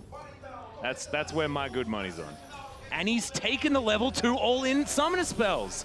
This is what we were talking about. If we were going to go the Mundo strategy, this is exactly what we do. Flash exhaust him, chase him down, and kill him. Okay, so then I wouldn't have taken Fleet Footwork, though. I would have taken Press the Attack if I was planning on going for that style. What about the new Hail of Blades that World Yeah, Yasuo's there we go. going? That could have been a good option. So if he wants to go for this level 2 all-in, he's going to have to concede the wave early to Heimerdinger so that he can build up a nice wave at his turret, stack his Q, dash forward, and chase Heimerdinger through the minion lane, through the wave, because he doesn't have flash and he's only packing a barrier. Yeah, I mean, I don't know. I already feel worried. Because I think that if, like, you saw Jumong, he'd walked up past halfway down the lane, I would have been flash exhausting, man. Just get right in there. That being said, you kind of do want to have both your dash and your Steel Tempest. We'll see. See how aggressively Jumong's going to be playing this one out. And look at where he placed the turrets, too. He knows that if an all-in is to happen, he just has to retreat himself to these little turrets. Yep. He's going to be fine. Jumong not actually caring about whether he's last hitting these creeps as well. Probably understands that as this game goes on, it's not going to get to 100 CS versus 100 CS because he's going to be able to zone the Yasuo after a few levels. A turret shot from the area on the auto attack, so somehow Prototype already coming up with an HP lead. Maybe this is all just a bait, but yeah, otherwise it would have been just an embarrassing situation. But looking forward to seeing what Prototype can do. He's hit that coveted level 2, like I was talking about, and now he's dashing after the Heimerdinger. There's another stab. He's got a tornado, but he's taken a turret shot, and now the turrets are going to do it. It's first blood going over to Jumong. He went for it. He went for what we were talking about. He still had the flash. He still had the exhaust, and he still died. Okay. All right. Oh, I dear. think the matchup is not going to play out like that if we see it again, though. What do you mean? He's not just going to int into him at level 2? Wow, that's surprising. Dashing into the turret. Come on. Oh, dear. All Sometimes right. you just have to laugh. But I do want to commend Prototype for going for it, right? Because that is such a difficult matchup. Like, you have to try and do something. Maybe he wasn't expecting the Heimerdinger. We're going to check out the replay of this moment. Check it out one more time.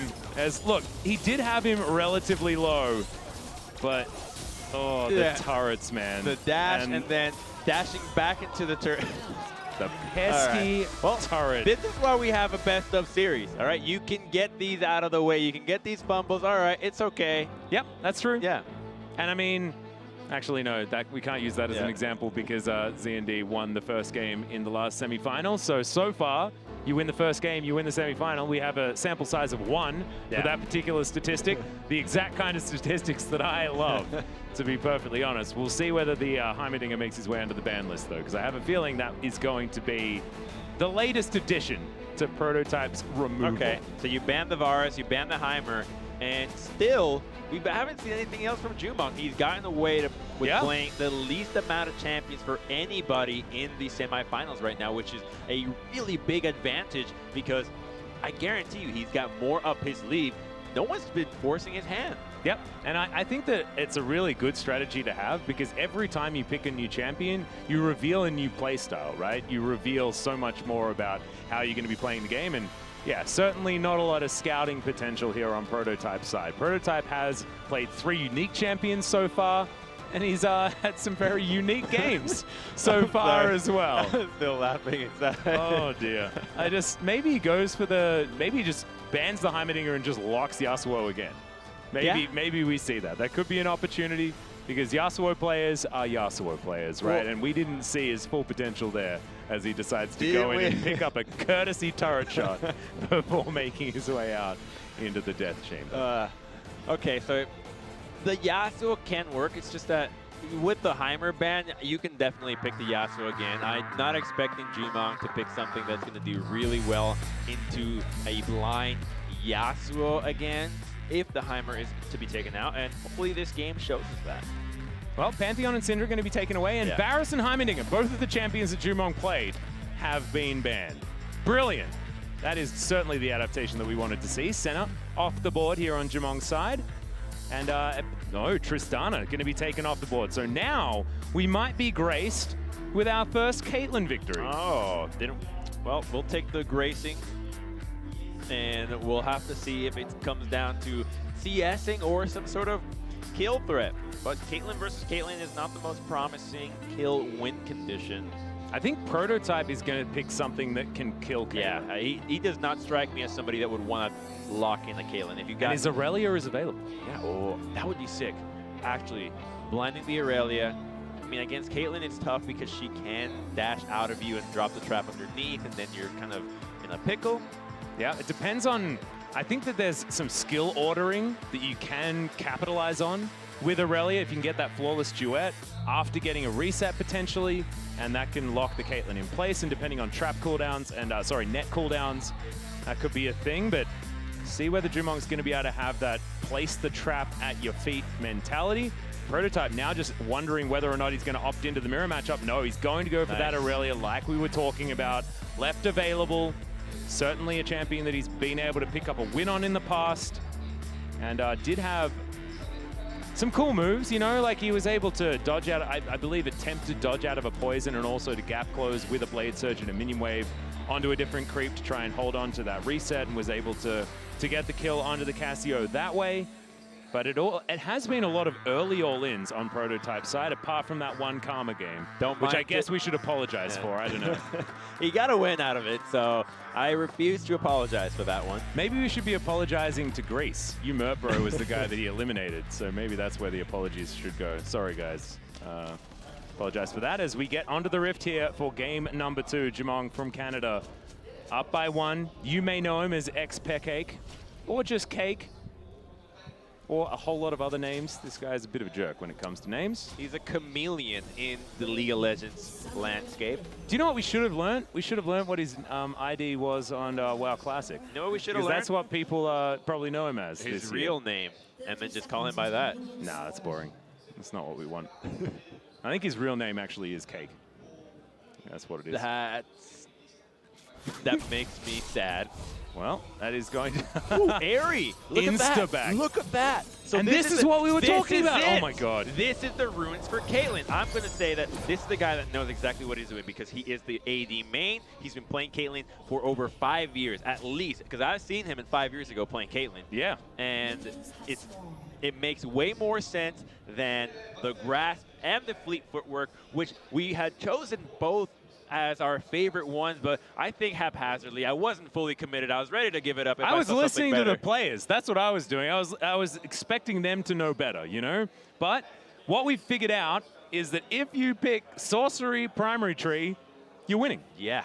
Plus, you can reliably proc the Airy very, very well with the Caitlyn because you just throw an auto attack at them, and there is no way that Prototype can make it to this minion wave. This is super rough. His Blade Surge is immediately on cooldown, trying to stack up that Ionian fervor, but look at that. Peacekeeper going to be not exactly aptly named at this stage because that is not peace that Jumong is looking for. Peace through strength is the Caitlyn approach here. Yep, and the mindset is, of course, the Inspiration Tree instead of the Resolve Tree. As far as secondary, you saw that Time Warp Tonic kicking in with the extra health, as doesn't find the 90 caliber net. This is the opportunity for Aurelia to all in. There is no 90 caliber net on the Caitlyn. If she hits 2 and can get a nice dash in range of Caitlyn, I can see Prototype going for it. The problem wasn't level 2 just yet, so wasn't able to really utilize too much more. Now we'll have access, I believe, to his flawless duet. We'll see. Is going to throw it out there. is going to miss, and that means that it's a few extra autos that Jumong can utilize. And it's very similar to playing against the Yasuos as well. You have to be conscious of where the minions are as to where you can stand as the ranged player. It is rare to see an Irelia dash into a turret shot, though. That is true. It is more difficult, especially now, because none of these creeps are in range of the turret. And it costs mana, so you're thinking about it like, I should think about how I use my spells. Whereas Yasuo's, without mana, they're just using spells liberally. Yep. And as we can see, guys, already Prototype has made it way further than he did in game one. So kudos. Regardless of what is happening, this is already an upgrade. Let's see if the Caitlyn trap and how Jumong plays around it. He should be playing as close to it as possible. Make sure that Prototype, if he were to commit to some sort of all-in, he would have to suffer the damage. And yeah, this is a matchup that just looks miserable at this point. The harass is just too much, and the level 1 was played exquisitely by Jumong, just zoning Irelia out, knowing that she's not going to be able to combat the 1v1 power of the range. He's going to set a trap off that. Yes, he definitely is. And that is just free damage onto Prototype, but it's a cute play. Reminds me of Season 1 Ashe. Know what I'm saying? Yeah. As soon as that teleport comes in behind you, that's when you got to get your dancing shoes on, man, because that arrow's coming from base. But that was just a trap in the face of Prototype as he came in. Not exactly the flank that he was looking for. Jumong's going to go back. He doesn't have a teleport, but this is the Jumong flavor that we can see. The cloth armor comes in, double Doran's Blade. I believe his rule is pick up 2 Doran's Blades and then head towards Warden's Mail, armor, the boring items. That's how you win. The mentality is maximize the gold that you spend. So if you have 450 gold, use 450 gold. Whatever itemization gets you that. If you have 2,000, go for it. Because any amount of gold you're keeping is not Lancer falls, Chouette. There's the ignite. We're going for the all-in as Jumong underneath the turret, but he's got the barrier. That is going to eat through the ignite, and now Prototype without that aggressive summoner spell. And of course, no teleport available either. Jumong gonna eat through his biscuit as well as the potions that he has running, as you can see. And the Caitlyn is just going to survive. There's still an exhaust on the Caitlyn, so she's gonna be able to do a lot of defensive work for the level 6 all-in that we've seen all the Irelia players go for. Yeah, he does have to be very careful of that one. That is going to be the danger zone, absolutely. Now Jumong underneath his turret. He's going to struggle a little bit. Can't exactly get the one shot on the ranged minions after a turret shot. This Prototype, of course, going to be sticking around and has evened up the farm. I'm just going to clear it out very, very simply. But this is just blind shoving over and over again into the turret, which is not necessarily what you want to be doing against this Caitlyn. You want to try and deny the farm just because Caitlyn pretty damn good at clearing out minions underneath the turret. It is refreshing to see how much better Prototype is on this champion. He's so comfortable on this. Looking a lot stronger than the matchup against the Cassiopeia. And compared to what we saw earlier, it looks like he's just warming up, and that might be the added value of not getting the buy. It's something that we see in international tournaments all the time, where the teams that get the buy, initially, it sounds like a good thing, but then you don't understand the meta. You have to take a few more games to shake the nerves off, and those games are even higher stakes, so the pressure mounts without you having done anything. I'm glad you said even, because the CS, as that minion wave is cleaned up by Prototype, is entirely even, and now he's going to be holding this wave. So it's likely that Jumong's going to miss at least 1 or 2. Not going to be a cannon wave, so these melee minions should be going down before the Caitlyn gets back. The thing that's important is that it is experience that is going missing. It's not just missed CS, things like that. And you've got 4 potions now on the Kate, as well as the 3 Doran's Blades that he just augmented with another one as Flawless Duet is going to land. There's the Vanguard's Edge as the exhaust is going to be invested. Time Warp Tonic might actually be relevant here as Prototype is underneath the turret now. Is the 90 caliber net coming back up? No! The last auto attack and he's baited under the turret. Oh no, match point now for Jumong and a disaster for Prototype. The exhaust came in clutch for the Caitlyn. And Irelia had a really nice all-in, but then she mistimed the auto attack range for that Blade Surge. She had another auto attack that she could have stacked before committing to the Blade Surge, which was the final gap closer. Max, you're looking mighty sad, my friend. What's going on through your head? It's devastating. It is absolutely devastating because this could have been another one of those moments where we get to the best of 3, we go all the way, but now so much pressure. It has to be a reverse sweep from our Irish player in order to get Prototype towards the grand final. I don't think he's going to get Aurelia again. I don't think so either. Yeah. Well, And this is the first time also we need to commemorate the first victory for a Caitlyn. Very close to another loss, but it was the first victory. It took Jumong playing it. Of course, our Caitlyn main coming in here to give her first victory. And we're going to check out the replay of how this one happened. We're going to have our hearts broken once again. As Prototype, he landed everything that he needed to. You know, apart from that 1W. Okay. So I think, yeah, no, that just wasn't it. That just wasn't it. Even that W, maybe it made a difference. Yeah. And you know that he was going for that play because he had let those creeps stay low. He wanted the dash. He hits the stun. Just not enough. Everything worked apart from that W, which probably would have been the win. Because that's pre-exhaust as well. Yeah. Oh, man.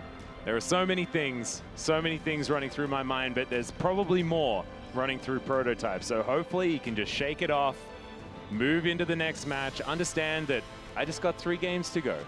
Got 3 games to go. I don't think he's getting Aurelia again, though. This is clearly one of his best picks. If he were a little bit more patient or played it a little bit better, I think he had this one in the bag. That matchup would only get worse. Even if you get to like 90 CS, then Aurelia comes at you with a Sheen as a Caitlyn. Yeah, it's going to be rough. You're just straight up dead at that stage. But not going to be the case.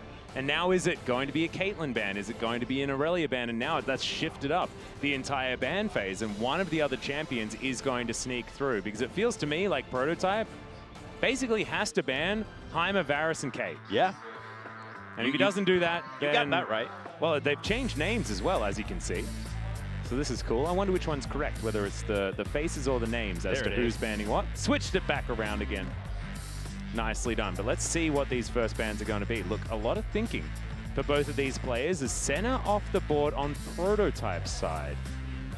Which I think is strange, because that was a consistent ban from Jumong, and I feel like Prototype has the most pressure on him to ban more stuff, right? Like, Heimer has to go, Varus has to go, and Jumong can just leave up the Caitlyn and do it again.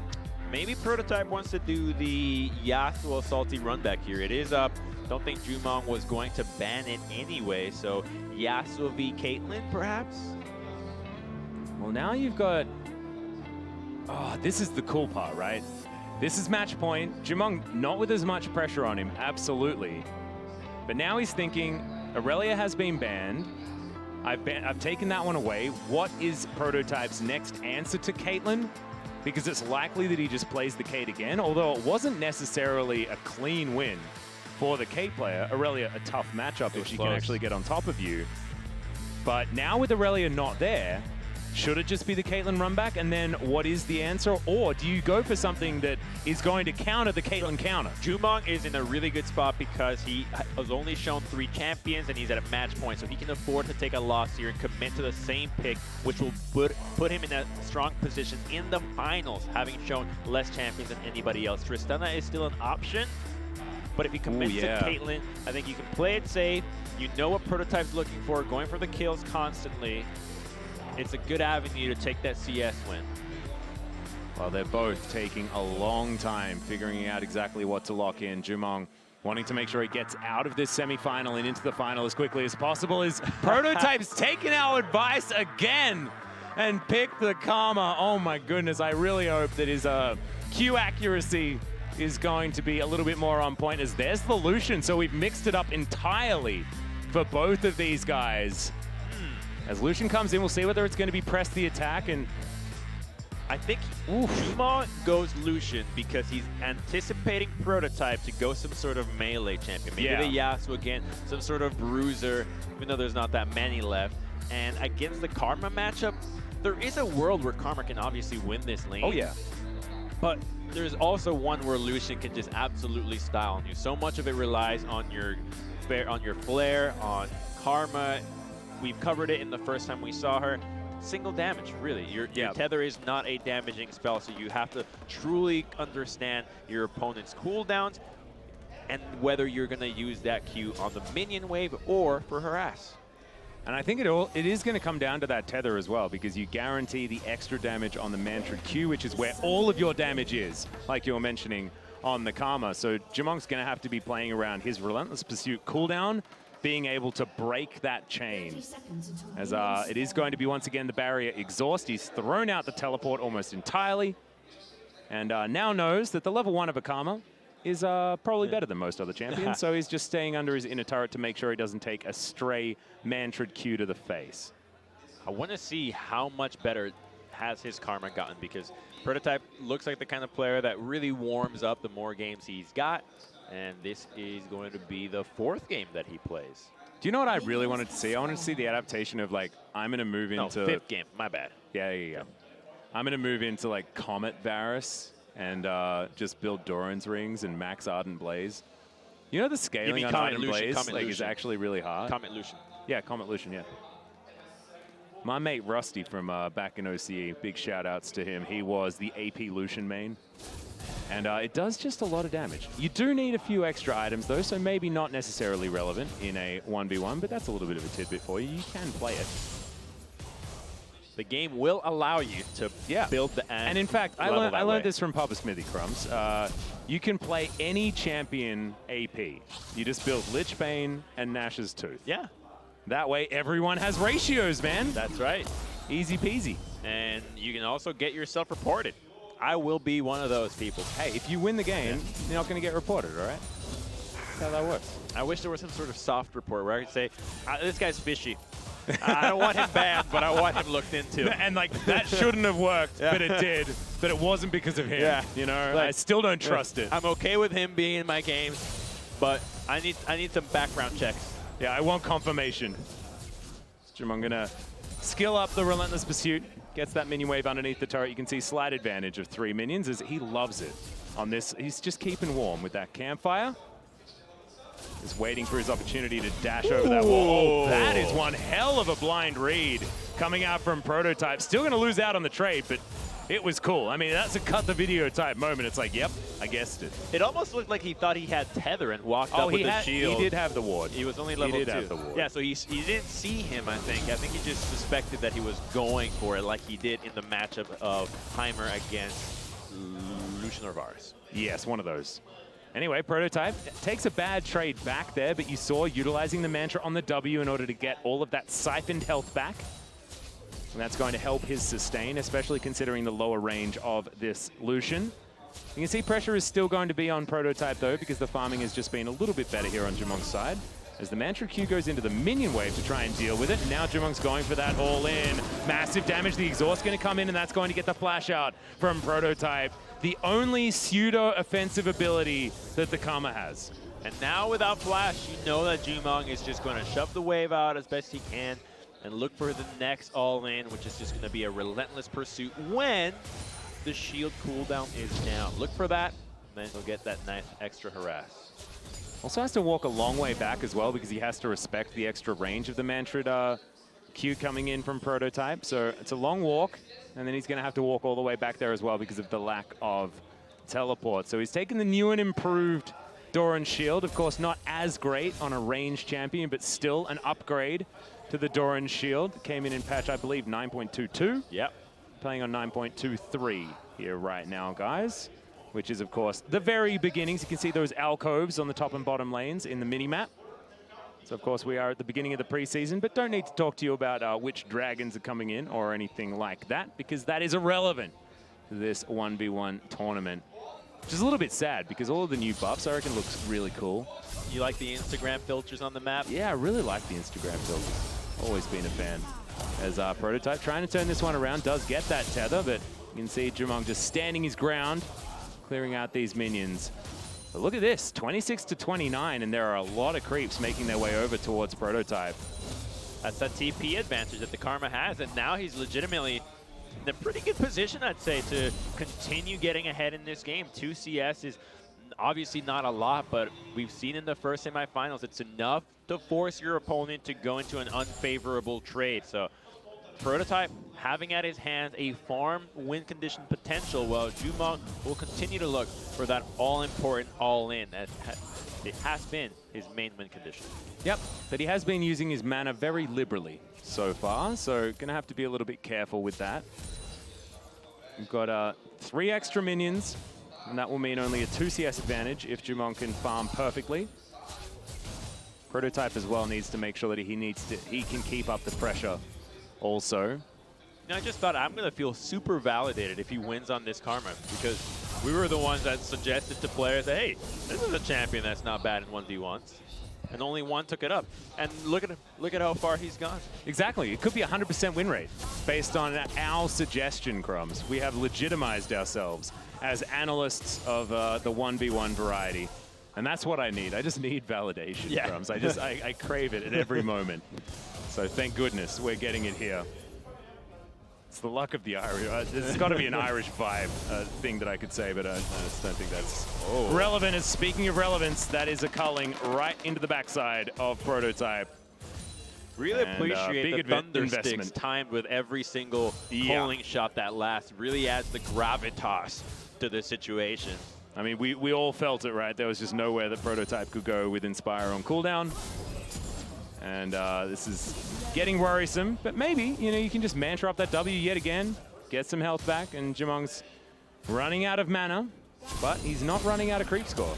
As you can see, has been able to even it up relatively well, but it is still that 2 CS gap. Misses that one though, 1 CS gap. Misses 2. Yeah, misses 2, misses 3. And that is going to be the advantage now for Jumong. Has no teleport to get Prototype back there, and remember, didn't have the flash because of that earlier exchange, and that means that he's completely out of summoner spells of any relevance at all at this stage, and Jumong's sitting on the exhaust back off cooldown, so now is going to be the window for the Lucian to really go aggressive. Might be trying to keep Karma in the lane long enough to get another full culling onto her. So, yeah, he's going to have that one up relatively soon. Misses the cannon. Bit of a disaster there, but yeah, able to mantra up that W. Has been pretty reliable with that one. I like it a lot. Dodges the AoE, does Jumong there, and keeps his health bar relatively high. 3 potions he's still sitting on. Very outspoken on not going Corrupting Potion when he can. As soon as he doesn't need to worry about mana, which I guess as the Lucian in this matchup, he has been worrying about it a little bit, but as soon as you don't have to, you can just build that 5 stack of the potions. Very close to getting that kill just there. It was probably another Light Slinger away from death. As long as you manage the mana, the potions are going to offer you more sustain than the flask because you just have more of them. Especially when you've got Time Warp Tonic as well. I don't know whether he's gone Biscuit in this matchup. I haven't seen too many of the biscuits from Jumong, so neither have I. Might have opted in for something else instead. Not entirely sure what that was going to be, but I believe Time Warp Tonic was definitely there. Maybe he went for the cooldown reduction, just to screw with the timing of Relentless Pursuit. Of course, CDR has been something that Lucian has always loved. Of course, known for builds like Essence Reaver, Black Cleaver, things like that, trying to maximize your dash cooldown, which can get very low at max level. Not going to be where Jumong's going to be. He's got mana for a Cole now if Karma gets in range. Instead, he's going to just take a nice little recall, and he has the win condition of CS available, so there's no need for Lucian to go crazy here looking for some sort of first blood when he already has this opportunity presented to him, and it would force Karma to try to look for an all-in. Highly unlikely that she gets it. Yeah, I think this is actually quite interesting because Prototype's about to have teleport back off cooldown, and that's another wave that Jumong just shoved underneath that turret without thinking about it too much. And now it should be Prototype being able to get a pretty decent back timing, because as you can see, teleport's going to be just off cooldown as he gets back home. But that's a Hex Trinket. Yeah. Dang it, man. And look, all right. 2 items to the right of it, a Ruby Crystal as well. He doesn't care about damage anymore. He's just trying to stay alive. 12 CS up, 2 entire minion waves, and only 3 for him to get a win. So this is going to be Jumong potentially threatening a win in very short time. A very short amount of time. And that's a blasting wand that Prototype picked up in response. So the culling, just going to wipe out a few creeps mostly. Prototype able to shrug that one off, but he has those 3 rings to give him the extra health. I disagree with the blasting one. However, I mean, I guess the other option would have been get like a chain vest or something like that. But if you want to get an armor item, a Seeker's Arm Guard is like the be-all and end-all. Dodges the Q though. That's maximum damage. Missed out on by Prototype there. Big outplay from Jumong at this stage. And this is just after the backs. This is with the flash back off cooldown, but Jumong has barrier. He has exhaust. All of the combat summoners are there for this Lucian, but no mana again. He doesn't like his mana bar very And he much. doesn't need it. He's gonna need just one more wave after this. He can afford to miss quite a few and still be within victory range of that 100 CS win condition on the next minion. Three more. Yeah, 3 more. In Prototype, there is a lot of pressure on him. I haven't even really been thinking about it because Jumong's been playing so aggressively. Prototype now understanding that he has to win now. He has to get a kill. Otherwise, it's not going to work. Remember, there's barrier. There's Hex Drinker Shield that is now going to be on cooldown. 2 more. But the the exhaust is going to come in. That's going to be the 100 CS. And that is going to be the clean sweep from Jumong from Canada. Our Irish player Prototype tried to bring out the Karma in his last match. It was much closer than the first 2. The level 2 all-in from the Yasuo against the Heimerdinger didn't work. The Aurelia was one auto attack away from taking down the Caitlyn. And that one was a long drawn out minion victory for Jumong in the end. Let's check out the replay, guys, as that is our second semi-final over. Jumong's going to be moving in to that grand final up against ZND1 from Portugal. He didn't have to do anything here. He just prioritized the creep, goes for it, calm and collected. Yeah. Karma just had no kill threat, and he had a win condition with CS. Prototype was ahead in CS at one point, but unfortunately fumbles a few minion waves, falls too far behind, and that's the danger when you're picking these champions that lack that powerful all-in potential. If you don't have it, you have to stick to the last hitting, and you better be good at it. Yeah. I actually really like that we've now seen a second player that's relied on the 100 minions win condition. I have a feeling it was only Zivers yesterday that was getting the 100 minion victories. And now we've got Jumong able to do it as well, and we'll be bringing that towards the grand final.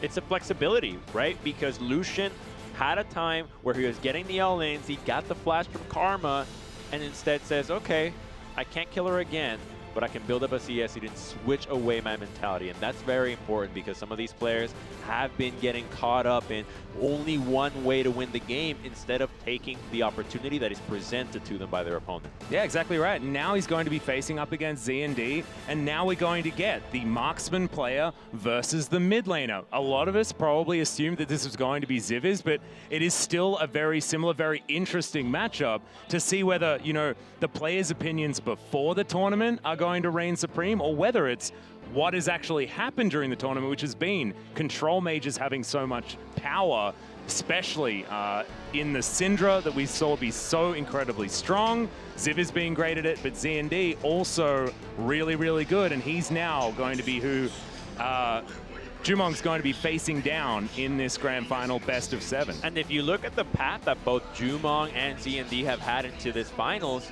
I have to give it to ZND. His opponent, obviously you took down the returning champion. That's true. That's the strongest opponent in the tournament so far, if you had to put it on paper, whereas Jumong, he had a more cleaner entry into the finals with a position that has not looked as challenging. So I think that Jumong will have to show us a little bit more of what he's got when he's facing somebody that has already shown that he can take down the best competition in the tournament. ZND showed the grit there as well. So that's the end of the semifinals. And yes, we have 2 fantastic players battling for the title. The key that proves you are the master of the 1v1 is going to be the Pro Trophy. Let's take a little break. It's only a few minutes, but we'll be right back with the best of 7 games. Don't go anywhere.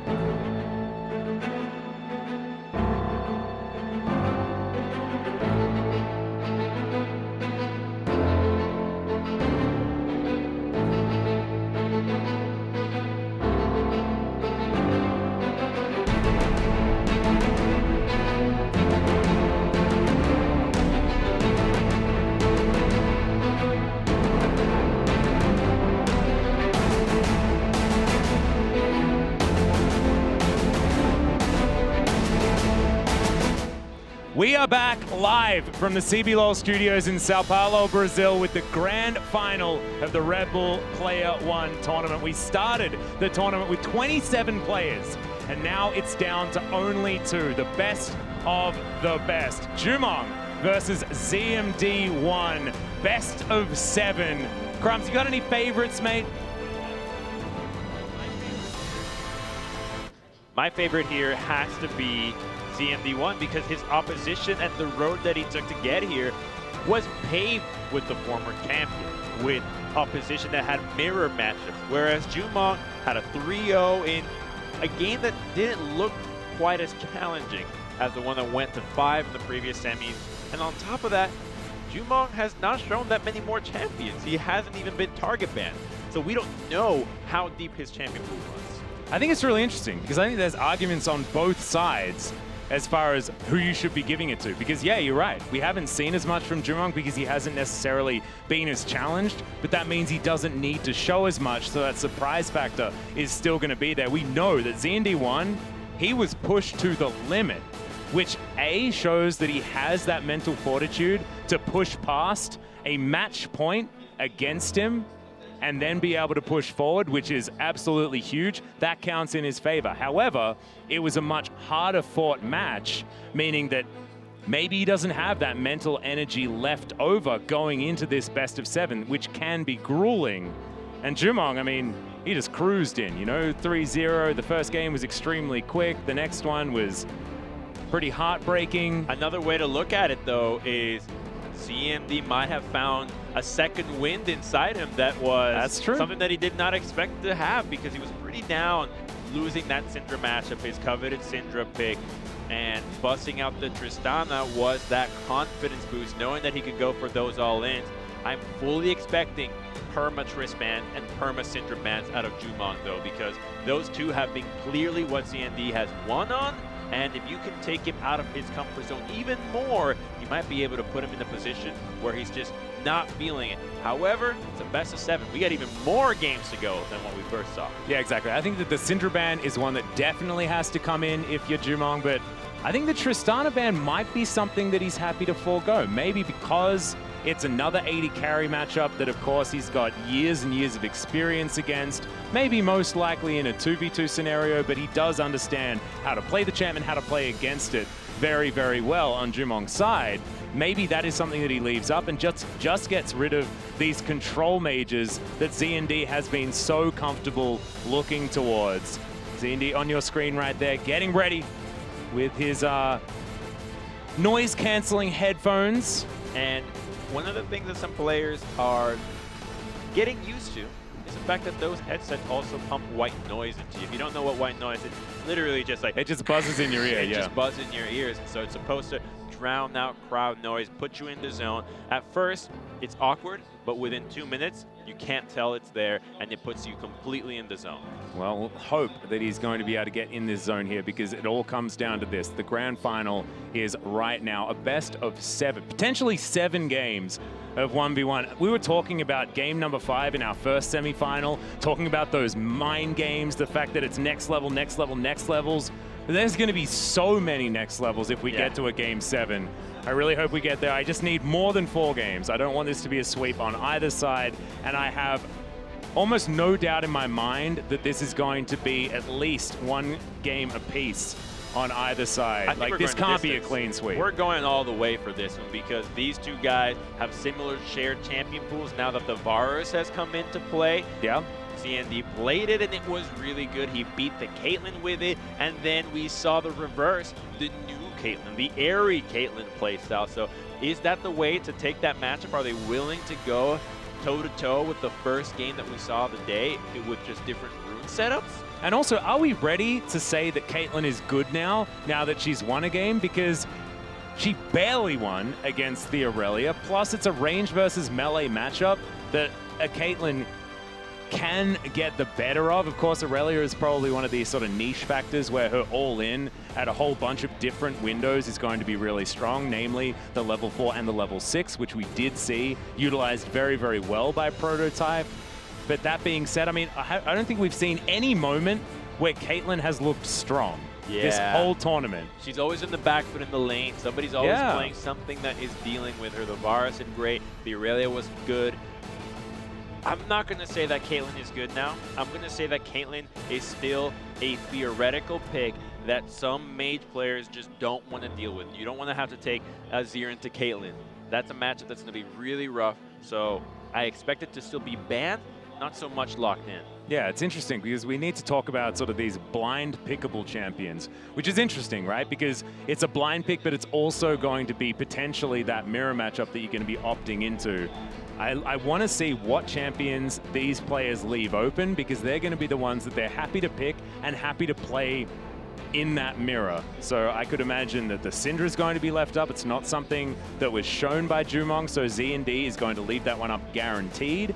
But I have a feeling that Jumong's going to be banning it out on their side. That could mean that Jumong, if he doesn't have a Syndra play or an answer to the Syndra that he's well versed in, that he will have to ban it every single time. And I heard from some players that Jumong was just practicing in practice duel by himself. He didn't even go look to scrim anybody. He was not showing anybody anything. Just no ranked play, no ranked games this season. So a completely out of nowhere player to a lot of these guys, catching them by surprise when they realize, oh, wait a minute, he has like 7 years of gameplay. He's got playing on professional teams. He's got a history behind him. He certainly does have a history behind him, but not so much in 2019. So like you were saying, almost entirely unscoutable, which is terrifying based on how he's been playing so far, because his fundamentals in the laning phase have been extraordinarily good. It feels like, you know, even with experience changes, things like that we have seen to the minions moving into the preseason and stuff like that, it's like riding a bike, right? It doesn't even really matter whether those numbers change too much, because you adapt to them, and he's done so very, very well. Something interesting about adaptation is that the 2 players in our finalists are Biscuit players. That's true. The inspiration inspiration secondary. Yes. We need to talk to Zivas after this. He felt like Resolve was a better choice, Yeah. and it might have worked. Again, it was mechanical misplays that made that first series go the way that it did. Yeah, you reminded me of the accidental E instead of an R. The accidental E, a few others, but my highlight so far has been the Syndra TP back with the Mercury Tread purchase to catch so up clean to the Syndra, hit the stun and the comment to end it. That to me is just a next level play that was started from a next level play. So just that level of mind game and then itemization to capitalize when you had no other option is just, wow. Yeah, absolutely stunning. And actually, that was the difference between a 3-0 series and a 5-game series as well on Zivas' side, because he used the momentum of that victory to then take the next win. And it was by that stage that Z&D had managed to turn around that mental that we were talking about. So it could have been 3-0, 3-0 for both of these players. And then, like you were talking about, guaranteed to go into the hands of Z&D as far as who the favorite is, because beating the 2018 champion versus beating the guy that got a bye and then muddled his way through a couple of games. No offense, Prototype, but that road was certainly different. He brought me the most joyful games. Picking the champion that we just threw in the air as something that is okay. Yep. And then with the Yasuo and the Aurelia. So that, to me, and he got so close on the spot in Aurelia our as well. Oh, man. I guess it's sort of like, oh, no, it's a pun, but it's like karma for the victory that he had by baiting the victor underneath the turret. You Mert bro was definitely pretty Mert after that one. Unfortunately, he was the Greek player that was taken down, as we are going to be getting into game number 1. The first set of bans are going to be so interesting. Z&D1, 19-year-old player from Portugal, has made it all the way up to the best of 7s. On the other side, it's Jumong from Canada. 24 years of age, been playing League of Legends since its inception. Formerly known as Cake, formerly known as Cake, but not in 2019. In fact, changed his name just like hours before the start of this tournament. So let's get into it. Bans to be starting as there's the Syndra ban that we were expecting for game number 1. He loves to reinvent himself. It's actually a pretty good way of tackling a new season. Change the name, something brand new. Yeah. Think about how to play the new season with a fresh set of eyes.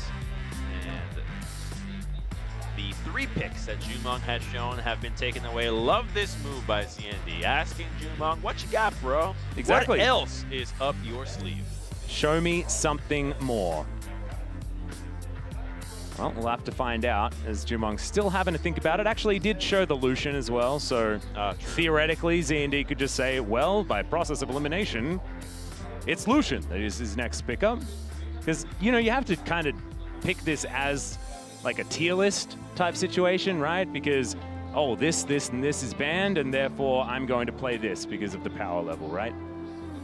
And it's going to be different in everyone's mind. Azir is still up. I think ZND would have no problem picking that champion right now. Pretty safe to just go into this matchup knowing that Caitlyn is already off the table. Same thing with the Syndra. I'm going to guess that it's going to be an Azir into Lucian. Jumong's going to go Lucian and ZND will go Azir. No. Well, I mean, Trist is available, but Rise going to be picked up is really interesting. So I was even going to say the Orianna because that's the other champion that ZND has showed a lot of comfort on. This could be the Lucian counter option here on ZND's side, but he's going to have to weather the storm in the early game to try and catch back up again. And the options as far as itemization early is really weird for Rise. Don't underestimate the Rise early game. He is really powerful because of Lucian's short range. He's going to be falling into both Flux, W, and Q range from Rise. So even though Lucian's going to be able to dash forward when Rise starts using his spells in the minion wave, he still has to respect the fact that every single spell that Rise can chuck out is going to be in his range. And this is the first time that we see Rise in this tournament. Let's see if this is a champion that will be banned for the remainder of our grand finals. Here we are onto the Rift for game number 1 of our best of 7 grand final, playing for that ticket to Las Vegas and, of course, that glorious key trophy you saw in the middle of the stage as the cameras were panning over. Brand new Rise skin as well. That's the new one from Worlds. Oh, see, I didn't get that. I think you have to connect your account and you have to watch at the same time and get all those points. I almost never do that. I didn't get it either, but I thought you could just buy it. I don't know. It's really hard for me to buy Riot points in Korea, so I just generally don't get stuff. It's a little bit of a shame. I wonder if his spells are any different and if that's going to come into play against Lucian. If it's like Syndra where the dark spheres change color and maybe with Rise his spells change color. Now I have a question because you can see our Portuguese friend ZND1. Is that a funny way of typing second? Second one? Yeah, second one. I only know Spanish and English. I don't know if that's anything. I highly doubt. Because if you have a look at Z, right? If you write it badly, it looks like a 2. It could be. So I hope that that's not what he's saying, because that's him giving away the outcome of this match. Because if he's the second one, then theoretically we should just give the win over to Jumong, right? Not yet. This Rise could be a sleeper pick. It was banned in the first day where a few players were just throwing it out, and we suspected that we didn't know who was really playing it, but that it could have some potential because of his crazy presence at Worlds. And here, I think the champion, when he's going to have his first buy of tier, he's going to just be really difficult to deal with for a Lucian. Yep, still going to be stacking that one up. Actually picks the gap there with the Q. Love it. Got his eye in on the overload. Has been spending a lot of time with orbs rather than skill shots in a line, so I respect it. Jumong wanting to hit these piercing lights as much as he can, as ZND really starting to get aggressive. He's taking the Comet, he's got it ready. And remember, you can just walk up to them, and even if it is just a slow on the Rune Prison, you do guarantee the Comet when no boots. But he has the Flux there, so it's the root. Minion damage is actually a big deal here as ZND lands another Flux. Overload's going to land there, but you can see, utilizing that Time Warp Tonic, Jumong's going to keep himself alive for now, but the pressure is on. This is getting really, really dangerous for the Lucian player. And this Rise is already looking pretty nutty, and this is only the early game before he started to stack that mana.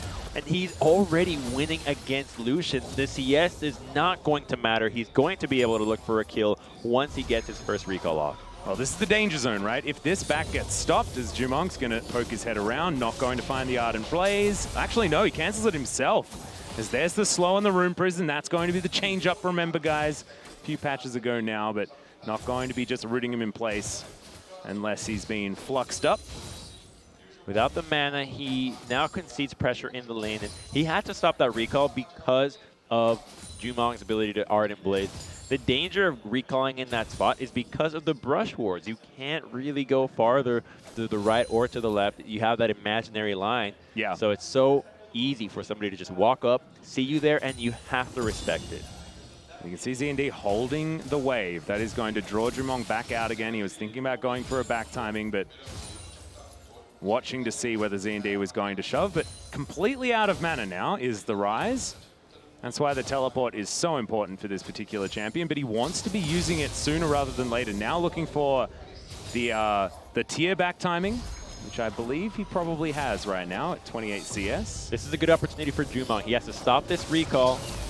Yep, stops it as late as he possibly can. And keeping Rise here low is going to make him miss CS at the turret, or at least slow him down significantly.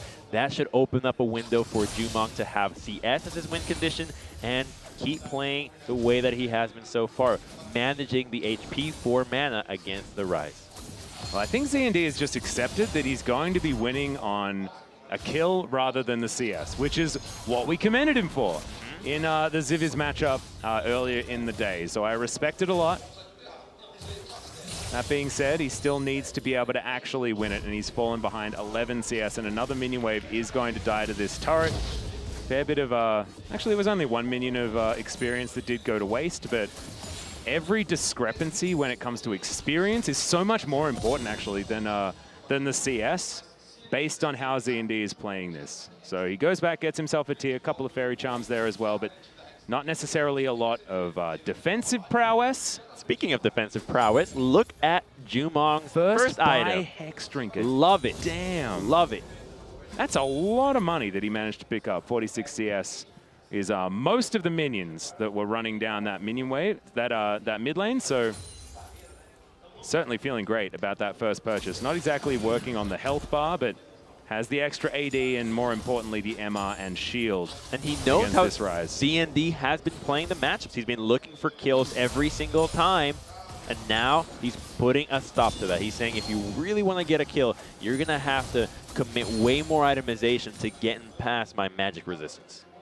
It's brilliant, actually, because it's capitalization on better farming in from Jumong, who just pops the exhaust, looking for ZND right now. ZND, can he do it? He's got the culling to contend with, just cancels it and destroys him. You ain't realm warping out of this one, and game one goes to Jumong. That was so good from Jumong, seeing that Rise was under the turret and could not retaliate immediately, or he would have taken turret shots. He had the XP advantage, so he was going to be able to call him through the lane. And the itemization play, too. That was really smart out of him, and this is the first time we're seeing the marksman players start to topple the mages. Yeah, I just love the fact that he was able to go back, grab that Hex Drinker, understood that he has so much more combat potential at that stage, also knew that you really want to be battling at that stage. I do need to talk about ZND and his positioning. We'll check it out in the replay that we'll bring onto your screen right now, because look at how far up he is. He's going for, I don't know, a tower dive? Yeah. The positioning was really what gave Jumong the green light to all in here. He knew that he could at worst get 2 auto attacks and a few spells without any retaliation from Rise. So when you have that much of an advantage in HP and damage, you know you can continue to run your opponent down. I just found it really interesting that he was opting into just walking underneath the turret like that. Like, is that... No, that's not optimal. That's Yeah. not ideal. But it's a best of 7. So he's got a lot more games to go for. That's true. Contrasted to the best of 5 that he just played. That's true. Not going to look for any rhyme or reason to that positioning, but maybe it was the nerves coming in from ZND. Of course, 19-year-old player, very, very young. His whole life of League of Legends ahead of him. And he's already showed that he has so much skill and prowess in this game. And so the Rise looked decent. Yeah. I think the Rise could have obviously been played better like we saw, but there was a lot of power in that Essence Flux and all the chain spells that you can add to it. So this is a pick that might be picked up again because he knows that he's up against somebody that's not going to go for these long-range Azir mages, but rather stick to these shorter-range carries like the Lucian and Varus. Yeah, and what is going to be the answer to the Lucian? Because I have a feeling that Z&D is going to have to ban the same champions again because all of the other ones looked better out of Jumong. His Varus looked fantastic, his Heimerdinger looked unbeatable, and on top of that, it was the Caitlyn. I like the Lucian, Lucian, was a big though. problem. I like his Lucian. His Lucian looked really good. So now is it Z&D that chooses to go up against one of the others instead of the Lucian, or is he going to find himself a counter to it? Because I think the mindset on Jumong's side is, I'm just going to play the champion that's left available until it loses, right? Yeah, it's worked very well so far. It keeps him consistent, and it makes it a lot more difficult for your opponent to scout you out because, yes, you can assume that he's going to play the same thing from previous data points, but you can never all in on that fact because he can always switch it up, and if you overcommit, he can switch things up, and that's a mind game that happens when you think, oh, he's just going to play Lucian again or Varus again if it's up, and then he busts out the Heimerdinger that you left up. Before you know it, you're now down 0-2. The issue is that Jumong has won every single one of his games, right? So he's been undefeated throughout this tournament thus far. So you can't just say, oh, well, he struggled on this champion in this matchup, or like he has, you know, there's been times where he struggled, but he's been able to come out ahead in every single time of asking. And so on Z&D's side, like you look at him and he's lost that one Syndra mirror, which was a little bit iffy, you know, and then he had these moments where it didn't necessarily work out in the Zivix series. He's shown his Achilles heel. He's shown that he can bleed. And Jumong actually hasn't done that yet. He's just won everything. However, if he does bleed, we don't know how he's going to take it. Is he going to be able to take a loss and recover swiftly like ZND did, or will a loss be his entire undoing because he hasn't had it just yet? I have a feeling that he's just too calm. I know, he's right? not going to get phased by absolutely anything here, so he's going to continue to play as well as he has so far. And we're going to go into the champion select of our second game with Heimerdinger staying on the ban table. Yep, of course. Heimer, Kate, and Varus were the bans on for Z&D, and Syndra, Pantheon, and Senna were taken away by Jumong. So we're looking like we're heading down exactly the same road once again for game number 2. Lucian is such a safe pick here from Jumong against whatever ZND is going to throw at him. The matchup of Azir versus Lucian, we saw the Lucian lose it. It was against Regio, and we criticized the lack of all-in power at level 3 from the Lucian as to why that happened. I think Jumong has seen those opportunities going up against the mages, and if it's not broke, don't fix it. That's been his strategy, and he is likely to stick to it. I actually find it really interesting that we just have an exact run back of the bans on both sides. I think this is Z&D saying that I didn't have the correct answer. I didn't like the Lucian necessarily as much. Sorry, I didn't like the rise into the Lucian necessarily as much, but I think you could almost guarantee that it's going to be Lucian again from Jumong. It's safe, it'll do fine against melees, it'll do fine against the mages, it gives you the all-in power, but I suspect that ZND, I suspect he's going to play Cassiopeia. Yeah. Well, I wasn't expecting it. I thought we were going to go back to the Orianna, try and find some comfort here in game number 2 and find his stride, but Cassiopeia certainly does have a lot more damage potential, and especially all-in potential up against any opponent, really. And disengage as well, because Rise level 6 in a 1v1, not a very useful tool. It might have actually been more beneficial to level something else up, and Jumong is gonna show us another pick in his arsenal, Tristana. Yeah, not actually forced into picking a new champion. Could have just gone towards the Lucian if he wanted to, but he's going to say, well, I assume you've got a champion that you're happy to play into a Lucian. I'm just going to play Tristana instead. That being said, Cassiopeia versus Tristana, I'm not sure how this one necessarily goes. I think you have to think about how does a champion react when you get jumped on. And there are options for a Cassiopeia. There are, and the options come with having a big mana pool. Early game, we have seen it, we have played it ourselves. Cassiopeia can run out of mana very easily if she's uncalculated in last hitting those minions, and she's running the corrupting potion. So if it takes a few seconds for her to get the mana up, that's an opportunity for Jumong to see either a Q or an E. Using the minion wave, you jump right on in and you play it the same way that you did against the Azir. Well, Jumong just going to put a ward down just to scout over this wall. Cute one, because if ZND had have walked up, then he gets jumped on and then followed down the lane with press the attack. And either dies or puts himself in a rough spot. As, okay, that's a Conqueror. Conqueror Cassiopeia. Cassio Conqueror-Pia. Thoughts, musings? All right, let's see why it could be good. Before talking about why it could be bad, I'd like to look at I'd like to look at the other side. Your cup is so half full. I love it. So she can hit a lot of spells on you. She's gonna be able to proc that pretty easily, and if I'm not mistaken, poison stacks will count more than one single spell. Yeah, I think so. Yeah. So if you hit a Q, Tristana should probably be dealing with a fully stacked Cassiopeia when you get jumped, and you can assume that she's not going to be running Ignite and rather a barrier, so your healing is going to be amplified through Conqueror. Now let's look at the bad side. You're not running the Sorcerer tree, which is probably the best tree for Cassiopeia. Not to mention the fact that I believe, does Conqueror proc off single target spells? Oh, wait a minute. minute. Right? This is 9.23's new Conqueror, which is just a lot stronger. So, yeah, it's sick. All right. Well, I'll have to look that one up. It's been something that I've overlooked just a little bit. Haven't thought about it as a Cassiopeia rune. Maybe it's just the 9.23 special for Cassio, which would make some sense because otherwise you'd just take Sorcery Tree, right? Yeah. So let's see how it does for ZND here. So far, it's Jumong just getting the drop as far as the farm is concerned, but decent potion stacking there. Sorry, poison stacking from ZND underneath this turret. And you have to imagine that this dude's Cassiopeia is pretty good. As a control mage player, you wouldn't blind it if you weren't comfortable on it, and you wouldn't blind it with this setup either. This is definitely something that is practiced. It's a pick that has been played by many of our players in this tournament in their qualifiers. Been banned a bunch.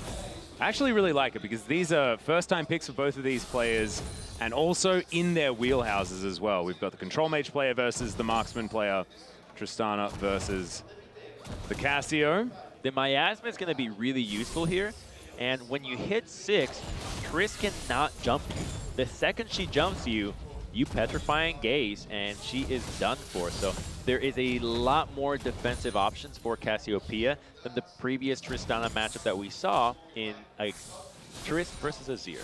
Yeah, I actually think that it's working brilliantly as we've got bone plating. So this is going to be the first time that Jumong's taken the Resolve Tree second. He's been so adamant on picking up Inspiration for his cookies and his other abilities. His Time Warp Tonic was his other option as these Twin Fangs starting to hurt. But like you were saying, it's all about that mana bar trying to threaten here. And we have to remember also that as far as offensive summoner spells, it's once again in the hands of Jumong. Cassio also has a benefit of sustain, so it's another thing that will help when dealing with Trist's explosive shots on the minion wave and staying topped off. Triss even recognized that this was going to be a really tough lane going with the D shield early. Well, back going to start getting channeled here. ZND likes to just press that button and see what happens. Often not really wanting to go home. As right now you can see it's a 2 CS advantage as the dust settles. Same minions on the board here. And that Cannon Creep is going to get taken there. Actually, was it missed by Jumong? I think it might have been missed. That's a little bit of a shame.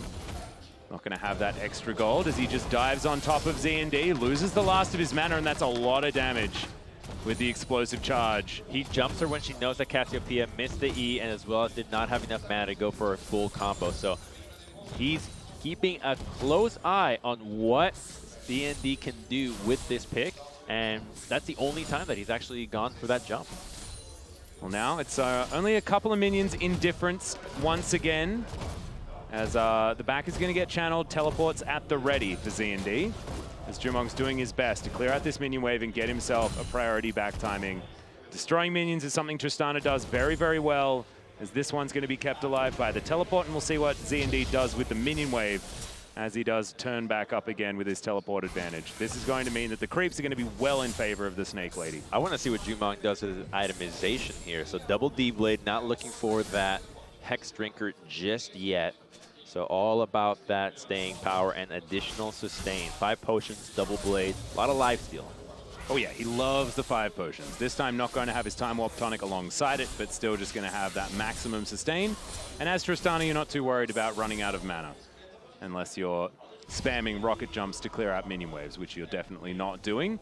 Another back to come in from Z&D just because he knew that he got that reset on a cannon wave. Should mean that he'll be able to get back, as another cannon is missed there from Jumong. That is unfortunate. You hate to see it. That's a valuable goal. It's about 3 to 4 creeps. Actually, it's more now, my bad. Level 6 was picked up, dude. So does that mean that this matchup's just over because there is no rocket jumping available from Jumong?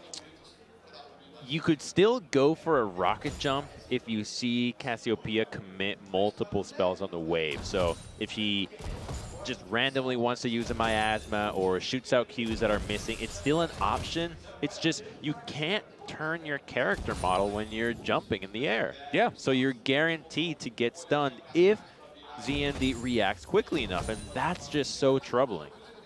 And you barely even need to react that quickly, to be honest, in that scenario, because there's even a wind-up for the start of the jump, you know? Is there some weird stuff just because you do a flip now? Because theoretically, halfway in the air, you're going to be facing the other direction. You're flipping. Yeah. How does it work? I'm going to guess no. Maybe Jumong can just show us. All right, just try the rocket jump. Get the jump let's in. See. For science. The harass is improving out of him because of the range that Tristana is slowly gaining. There it is. Rocket jump came in, didn't get punished. Didn't want to go for it. There we go. Nailed it. I would have liked to see the Cassiopeia ultimate right there. At worst, you get a good harass. There's a good chance he felt like if he got that stun, he was not going to be able to do a lot out of it and burst Tristana quickly enough before she's fully able to just buster shot Cassio away. Well, now Jumong, it looks like he's going for a CS victory, which is rough because he's behind. Still behind by only 2. But 2 is often all you need. Bit of spam, just to make sure that Zandy knows. Surprised there's no more spams. Spam recall, spam animation, spam noise.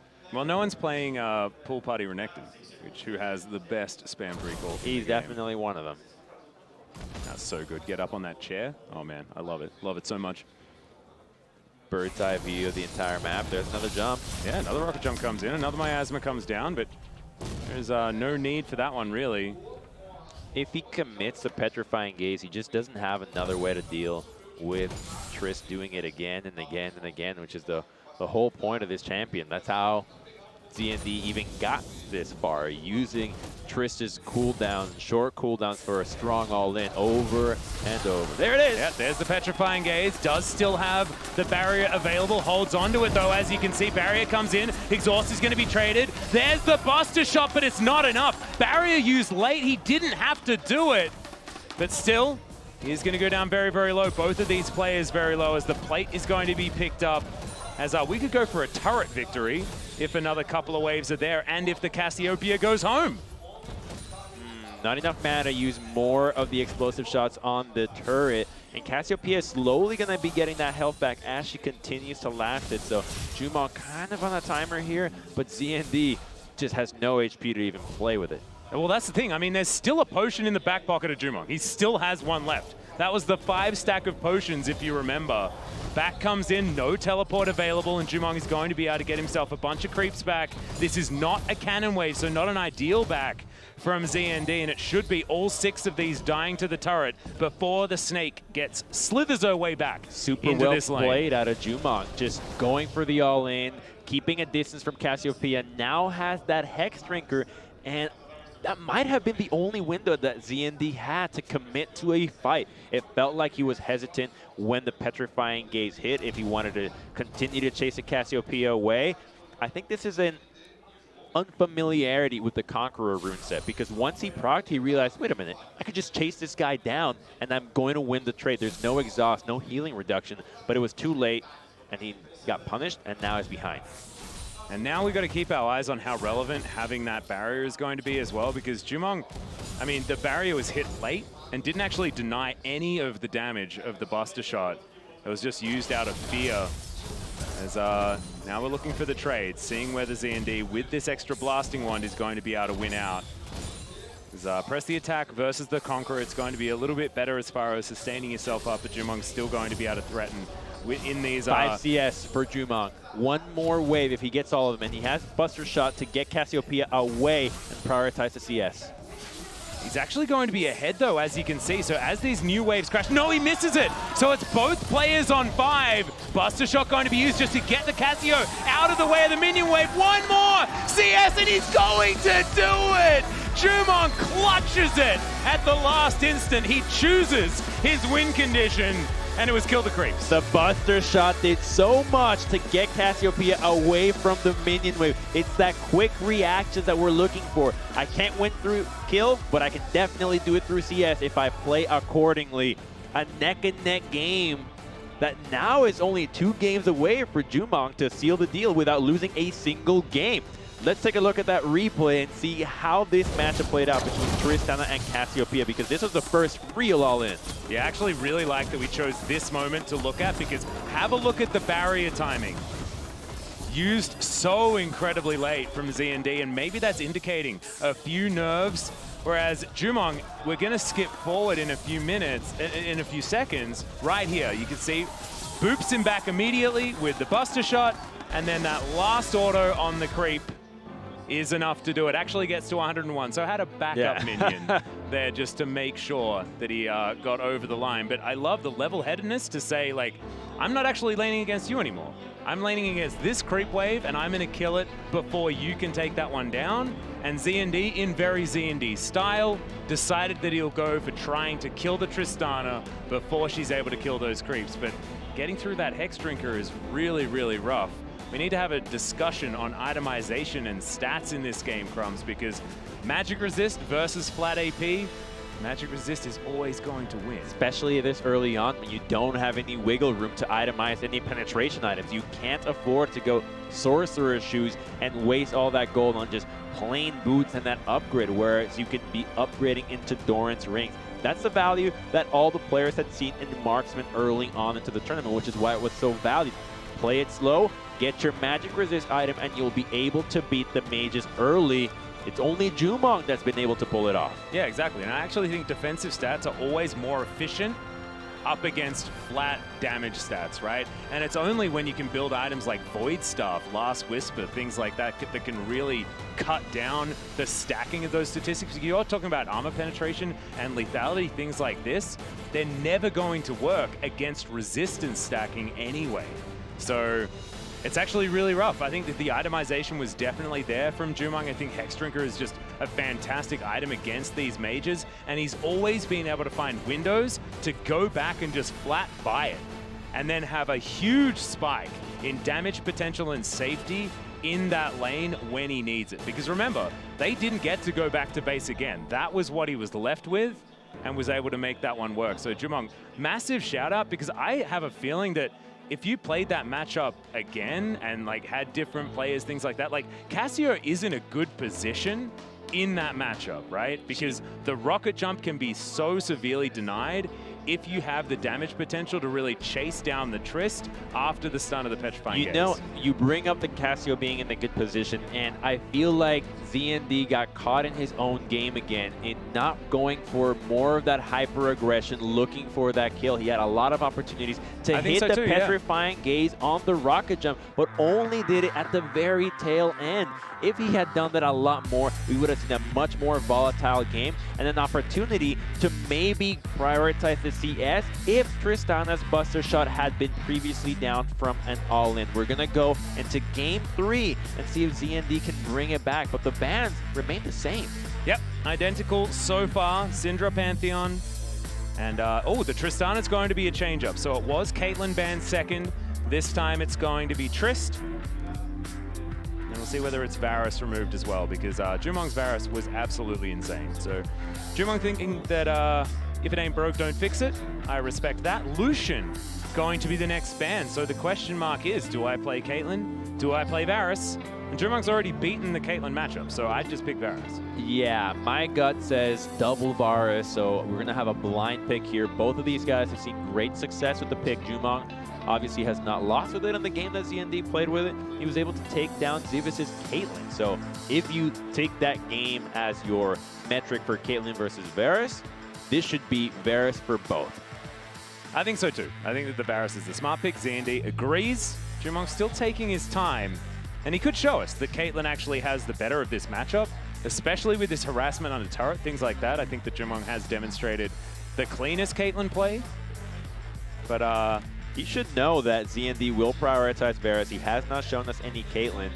And with that information, he now makes a choice of Caitlyn or Varus. And if he goes Caitlyn and wins this one out, I think the whole tournament meta was just flipped on its head by a single player. Or he just picks something that he feels beats the Varus, like something completely out of left field. Remember, his favorite champion is theoretically Nunu. Snowball back to lane pretty quickly. Oh yeah, there we go. Perfect. Tell me more. Tell me more about how Nunu Well, would be brilliant in a 1v1. Tell you what, that's a double Varus. That's a mirror matchup. Definitely is. So Jumong is going to accept the fact that it's probably going to be a mirror match. I think that Jumong's Varus did look better over the games that we saw. However, ZND did it in super high pressure against the 2018 world champion. So very different opponents. Jumong playing in his first 2 rounds as the Varus. Definitely not going to be the same caliber of competition.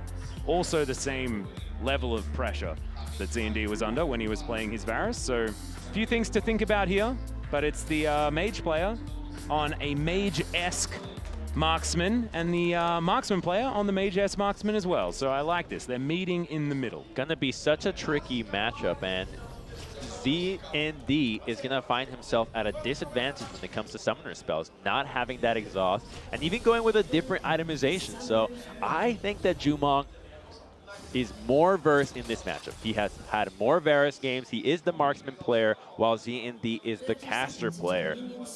Going with the Doran shield here, I think is a good call. Yeah, I actually love the Doran shield. Because you brought up yesterday that the point of Varus' E is to deny the regeneration from the corrupting flask.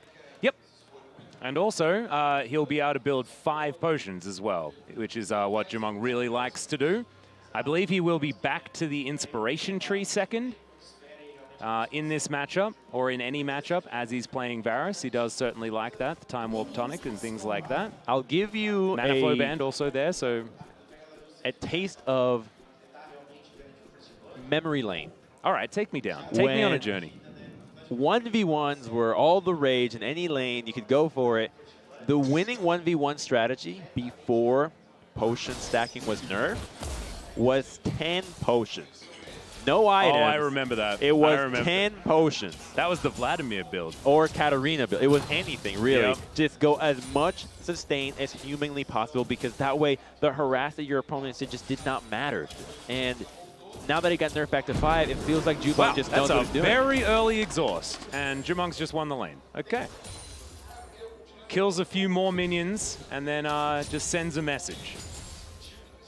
He's not going to have another major time to get that exhaust. I wouldn't go as far as winning the lane, but he keeps that potion, and with Doran's shield regeneration, you want that to be kicking in as early as possible when you know that ZND will have to go through those potions. Ouch! Yeah, that's winning. I think that just putting your opponent on the back foot in a mirror matchup is always the best way to play it. And when you have the extra exhaust, right, you don't... Like, there's no way that now ZND has an advantage in the 1v1. He doesn't. You're right. He has only an advantage if the game stays even and they both go back, because he's got teleport and he can come back into the lane. Like, you have to punish a player for picking the teleport with your aggressive summoners if you ever want to make them worth taking. And that was the only time where he could have. This matchup, as the levels progress, is going to evolve into long-range harass with comment, with Qs, and the hail of arrows. So he saw the opportunity to continue to harass the Varus under the turret, and now it's up to him to last hit more effectively than ZND. You can see just how comfortable he is on this Varus as well. Last hitting perfectly right now. Will be ticking up to 20. Okay, just cast a ghost him like super hard. But we'll be ticking up to 20 here. Does have a 5 CS lead. With minions heading towards the turret here on ZND's side, but he's still missed a few too many, looking a little bit flustered here in this mirror match. It just feels like mirror matches get into the head of ZND. It's going to, if he loses this game, be the second mirror match that he's lost so far today. And has only been able to pick up wins in differing matchups. I don't know if it's that the matchups get to his head, but to me, this is Jumong's itemization being supremely better for this situation. He still has the potion, he's only used Biscuit, and there's no regeneration left on ZND. So as long as Jumong plays it slow, he's going to continue to amass the HP lead in this matchup. Yep, just backing in the face of ZND, as you can see there. Definitely not going home at this stage. Oh my goodness, the 1-2 punch of the hail of arrows, piercing arrow, is just really rough. Not to mention the Comet, as we just saw. ZND has that one as well, but the Doran's shield, man, it is doing work right now. It's that. And another Comet. I mean, this means that Jumong presses W and hits a Q. That is a dead Varus on the other side, which is why he has to go back to base. And now the cannon creep is going to tank up this turret. The teleport is immediately going to come back in from this Varus. However, I don't even think it necessarily matters as he's stacking the mana flow band there by pressing the Hail of Blades, the Hail of Arrows button. But it is going to be 2 Doran's Blades in comparison to a Fairy Charm, a Rejuve bead, and 1 Doran's Blade. So much stronger for Jumong here. He just has full combat stats, and there's only the Doran's Blade from ZND. In essence, he only has 1 Doran's Blade against 2 and a shield. He is not in any shape to take combat, and he also has a Summoner's Spell disadvantage. So Jumong has a lot of power here, especially once he hits 6. He's likely going to be able to hit that chain, use the exhaust, and regain control of the lane. And this is the value, because now he has exhaust as level 6 is coming in, and he's already utilized 1 charge of the exhaust, you might say. And you don't get any value of an ability that is not on cooldown, right? Put everything on cooldown to utilize it to its maximum effectiveness. And I love that Jumong's already got an exhaust in the bag, right? He's already utilized it. Look at him pressuring forward at level 5, knowing that a few more creeps hit him at 6. He has it now, and ZND has yet to hit his own. Let's see if he walks up past the creep and threatens the nose. Well, there it is. Chains of Corruption comes down. That's the exhaust coming in again as ZND holding on to the barrier. Is going to use it at exactly the right time, but can he buy enough time? He cannot! And we move to 3-0 for Canada. Jumong at match point in this best of 7. And he may go from unranked to undefeated in Red Bull Player 1. Just shows you that playing your own game is the way to go. You might be getting psyched out and thinking about what your opponents are doing, but as long as you've got a level head on your own strategy, you're going to be golden. His Varus is clean. His carries are impressive. His rune choices, his itemization and summoner spells have been the best in the tournament. Nobody else is thinking about these things as well as he does. When we saw the Doran shield against Corrupting Potion, he played it like it should have been with the summoner spells and the itemization, got that lead, and then used that level 6 to find the all-in. Let's take a look at how Jumong put himself at match point in the grand finals. It was pretty clean. You already mentioned that he had so many advantages in summoner spells, but there we are. No level 6 available for ZND. Steps a little bit too far forward, and it doesn't take long for Jumong to just say, well, you've stepped in to my danger zone, and I'm going to take you down. And that is exactly what happened. The level 6 danger zone. That timing from ZND was really bad on the teleport, and I'll give you why, because he was already at full HP by the time the teleport was started. You need to channel that teleport when you are about half so that the fountain regens you to full as soon as you And then you get teleport straight in. back into the lane. Because he missed a few creeps, and that would have made the difference in him being able to use that Chains of Corruption to keep Jumong away. Yeah, and I actually think that as soon as he was back in base, he should have started channeling it. Yeah. Like, even if he gets back there with half health, he does have 3 of those Corrupting Potion charges, and getting the extra experience because of it being a mirror matchup and being a Varus matchup as well, where you have such a pivotal ultimate, you can't have this excessive amount of time where you're going to get zoned. Unless you walk forward and die, of course, which is exactly what happened. But you can't have that time where you're getting zoned. And he did, because you're exactly right. Wasted a little bit of time there underneath the turret. So ZND back is well and truly against the wall. But this is not the first time today that he's been up against a match point, and he survived it last time against Zivix, and he was the world champion, This right? one So feels like, different. this is definitely going to have to be a full-on reverse sweep, 4 games in a row. How do you bring it back, though? You're not playing the mages that you're used to. You busted out Rise Cassiopeia, never played it in the tournament, and then opted into a mirror matchup that you just got schooled on. So he's going to have to go back to something that we have not seen yet, and it feels like he's already shown us everything he's got with the addition of those first 2 picks in the best of series, because that's when you bring out the new strategies in the beginning.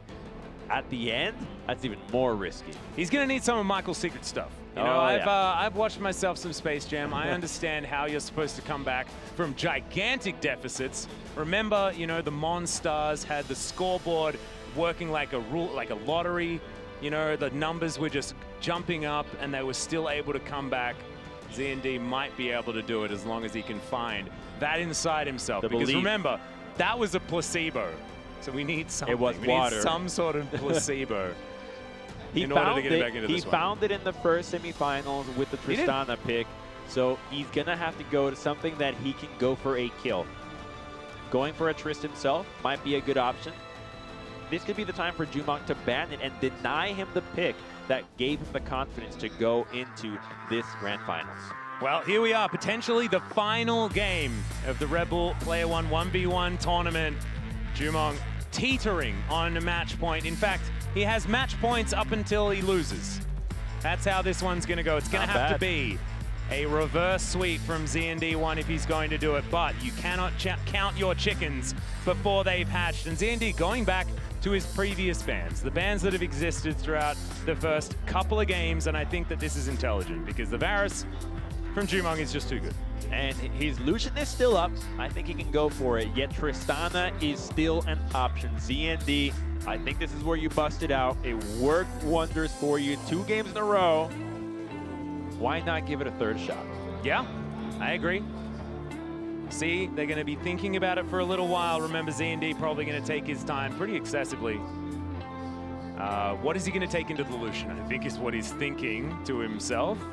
But playing the Tristana mind game is another interesting one. Could be a Trist versus Trist matchup. Jumong busted out the Trist when we expected a Lucian out of him. So he's not playing to be predictable. He's playing to bring out what he's most comfortable on. It's going to be Lucian to play game 4. And Irelia. Oh my goodness. All right, ZND. The first time that we've seen him play a melee champion this entire tournament, it's going to be the Irelia.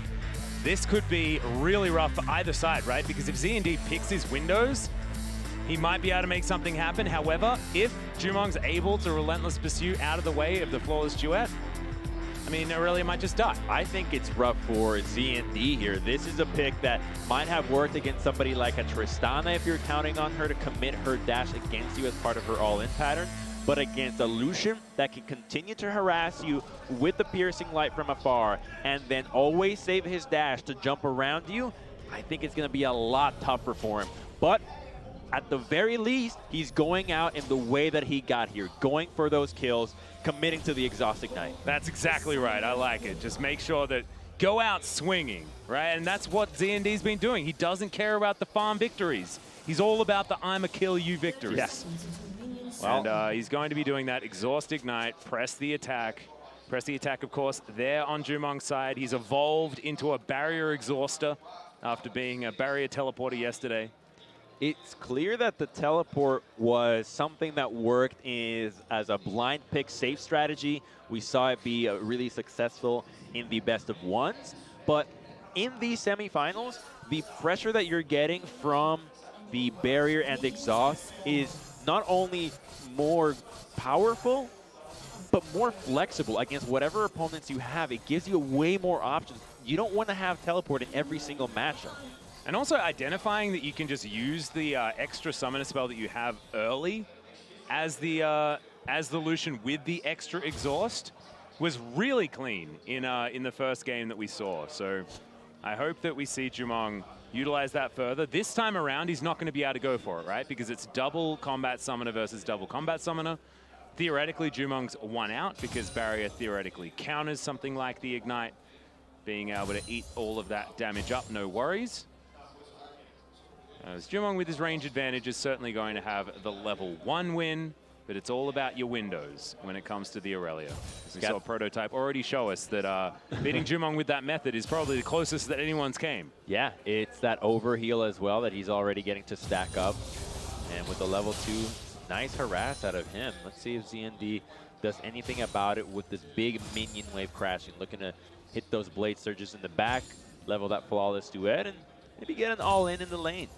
Well, now, as soon as he starts blade surging around these backline creeps, Jumong's just going to move out of the turret range and try and punish him for it as well. So these blade surges coming in, like you see. It's a real dangerous. Flawless duet is going to land, though. He gets the exhaust out of Jumong, and that might be huge. The immediate back off as well, just to guarantee that that's all he gets and goes for the correct trade. The health trade's not there, but getting that summoner spell so early is certainly good news. That's a pretty big play, and now Flawless Duet is back up again, and he's going to be able to dash into that cannon creep and maybe look for another all-in. It would be smarter to wait for your passive stacks to hit 3 to 4 so that you can get that 5 on the Lucian. And with an exhaust, catching up to him and slowing him down enough to hit that stun will be a strong play. Well, you can see him stacking it right now. As you can see, look at the health bars on these minions. That's exactly right. Catches him after the Relentless Pursuit. There's the exhaust. The Ignite is down. Barrier is out from Jumong. Underneath the turret is ZND. This could be it. Right now, the first blood goes to ZND. Puts one on the board. That came down to seconds, milliseconds underneath that turret. Jumong had it. He did not have to auto attack. He had to keep running the same way that he beat Prototype, but he fell for it. He got greedy, and it's the thing about Aurelia. She looks to be melee, but her weapons they're psychic or something. She's not touching them. Yeah. Oh my God, he had it. This was so close. Yeah, damn, that was so incredibly close. I love the commitment out of ZND, though, just demonstrating that he is not scared. He is not scared. He's going to go down swinging. We asked for it, and we got it. Beautiful. Yeah, that was almost a 4-0. Let's take a look at how ZND kept this tournament dreams alive here with a first blood on Aurelia. Gonna have a look at this beautiful trade at the beginning, which is where that exhaust came out, and it looked good from Jumong, right? And then as soon as the exhaust comes in, ZND's like, I'm out of there. I'm resetting, and then catches him after the Relentless Pursuit. He had it. Just keep walking. Don't auto attack. Keep walking. Keep walking. Keep walking. Oh. He was able to walk back there. He actually canceled an auto attack, was wandering around for a little bit there. I feel like ZND probably should have had that a little bit easier. However, he was given that, he gave that window to Jumong, and Jumong's like, oh no, come back. Come back. Let's have some fun, man. Let's have a good one. Let's do another one. Well, we're going to get one. Let's see exactly what's going to change, because now this is ZND with momentum for the first time, and this is the first time that Jumong has lost a game. Not only is it the first time he's lost a game, but twice to the Aurelia, a champion, not losing to the Aurelia, rather, an Aurelia that pressures him significantly, almost losing to Prototype, and here again, ZND shows that he's got an answer to the marksman. It looks like Aurelia is the go-to. I think Jumong will have to start banning this pick because it just deals so well with all of his marksmen. And also shows this is another pick that ZND is really good at, right? Like, he found his windows. I loved the trade in order to bait out the exhaust, get himself that summoner spell advantage, know his window in order to dive all the way back in again, catches him with the flawless duet in the E right there. And I really thought it was beautiful Aurelia play. So maybe that's another one that has to come down, and a whole different ball game now as far as the ban phase, because it was so comfortable for Jumong. It looked good, and we're going to jump right into Game 5 here. Let's see if the Irelia gets into the ban table. Syndra will remain perma-banned. Yep, it's an understandable one there on the Syndra side, but where else are the changes going to come in? Is Pantheon consistently being banned here? If I'm Jumong, I actually feel good about that one. I truly believe he had it in the bag and should have just stepped out. I don't even believe it was a fact. He had it. And if he can just play that same way, not give that opportunity to ZND, he's going to have a good time. Let's see if ZND blinds that Irelia once more. If it ain't broke, don't fix it. And he's going to need to string together 3 more wins if he wants to give us a reverse sweep.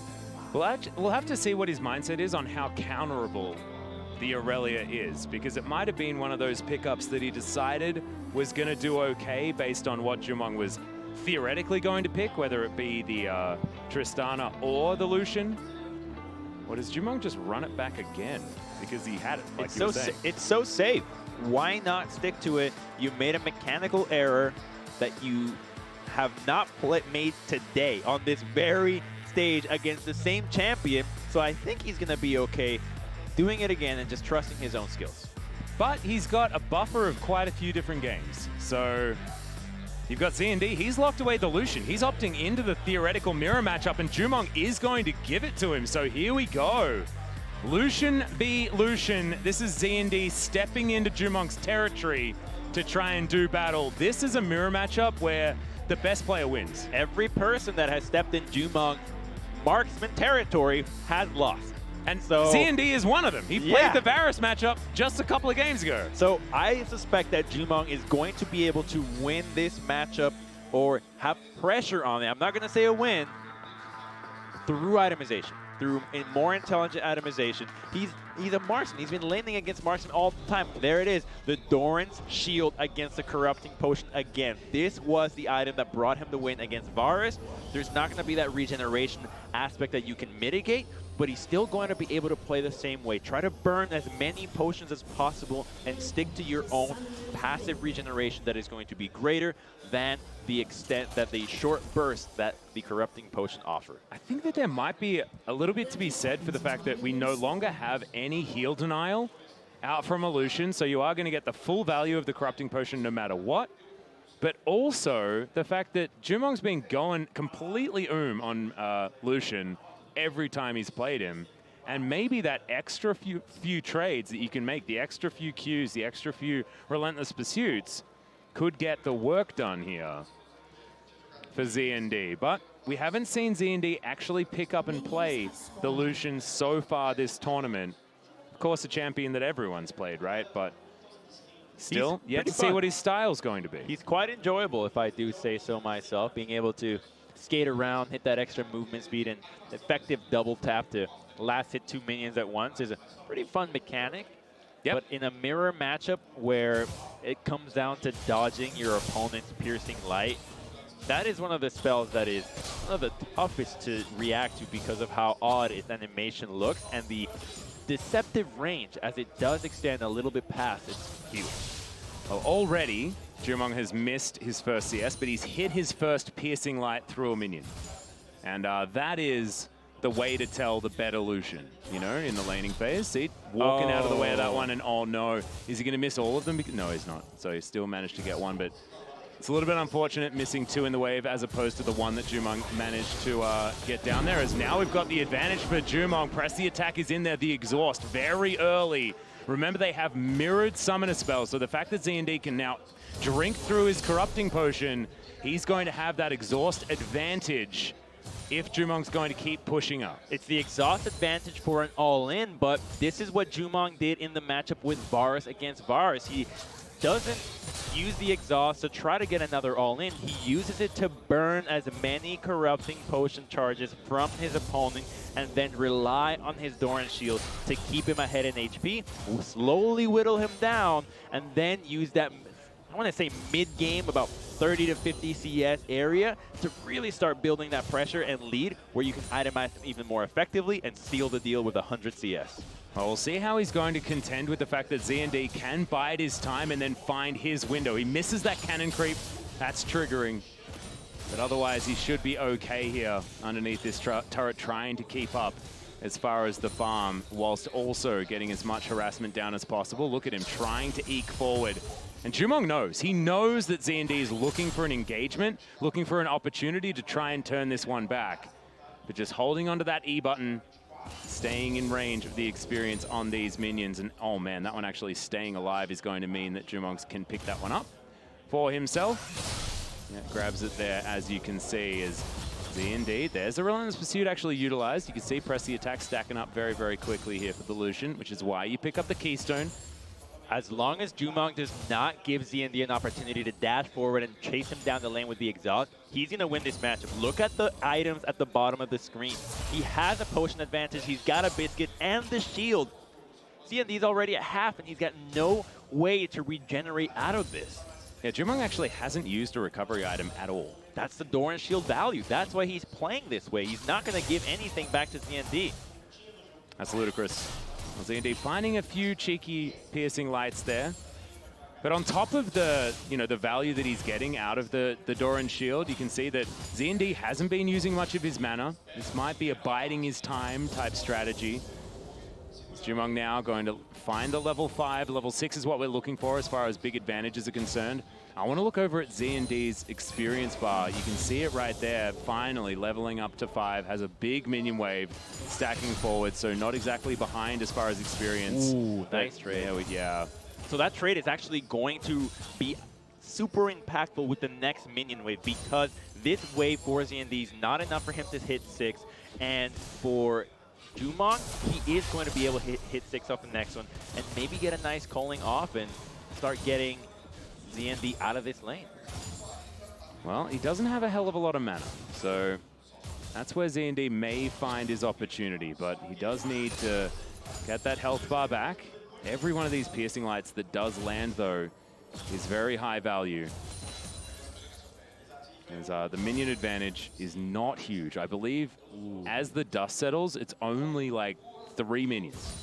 I am going to be the advantage. Yeah, only 1 or 2 more will actually hit 6, and if he can crash this wave, he's going to be able to call, yes, it was 1 more minion. Yep. If he can crash this wave and force CND to be distracted by the cannons and the creeps, he can just call him down and get a huge lead. Well, he wants to try and get this one pushed so that he can have that opportune back timing. This is a cannon wave, of course, but he's waiting to crash it at exactly the right timing. Jumong could just throw out the culling to kill the wave. Of course, was nerfed a little bit if you're going to utilize it for that, but you can do it and then just go back to base while ZND is dealing with the wave and then not miss out on any experience. But he decides not to do that. The culling actually comes down on ZND's side of the rift instead, and he's going to be the one to get that first back. You see Jumong, see whether he actually takes a turret shot in order to get the Ardent Blaze in there. He did spot him, but decides to just let him go back home. There's no TP, so he doesn't have to call this. So you can keep it for the next trade. And even though he used the exhaust early, it's already back up. So he's going to have a strong advantage in the next all-in, having both the ultimate and summoner spells. He used the exhaust early and was not punished for it, and now has a substantial power advantage coming into the second recall of the game. Well, 64 CS now going for his classic build. I believe the Warden's Mail will be coming in next, as you can see that Ruby Crystal as well as the Cloth Armor have been completed. Cloth Armor there for ZND also, but it's triple Doran's Blade as opposed to the shield, double swords, a rock, and a shirt. Yeah, well, throwing rocks in a gunfight is usually not the wisest strategy. I mean, throwing knives are a bit, I guess, a bit closer. So having 3 of them for ZND is probably a good thing.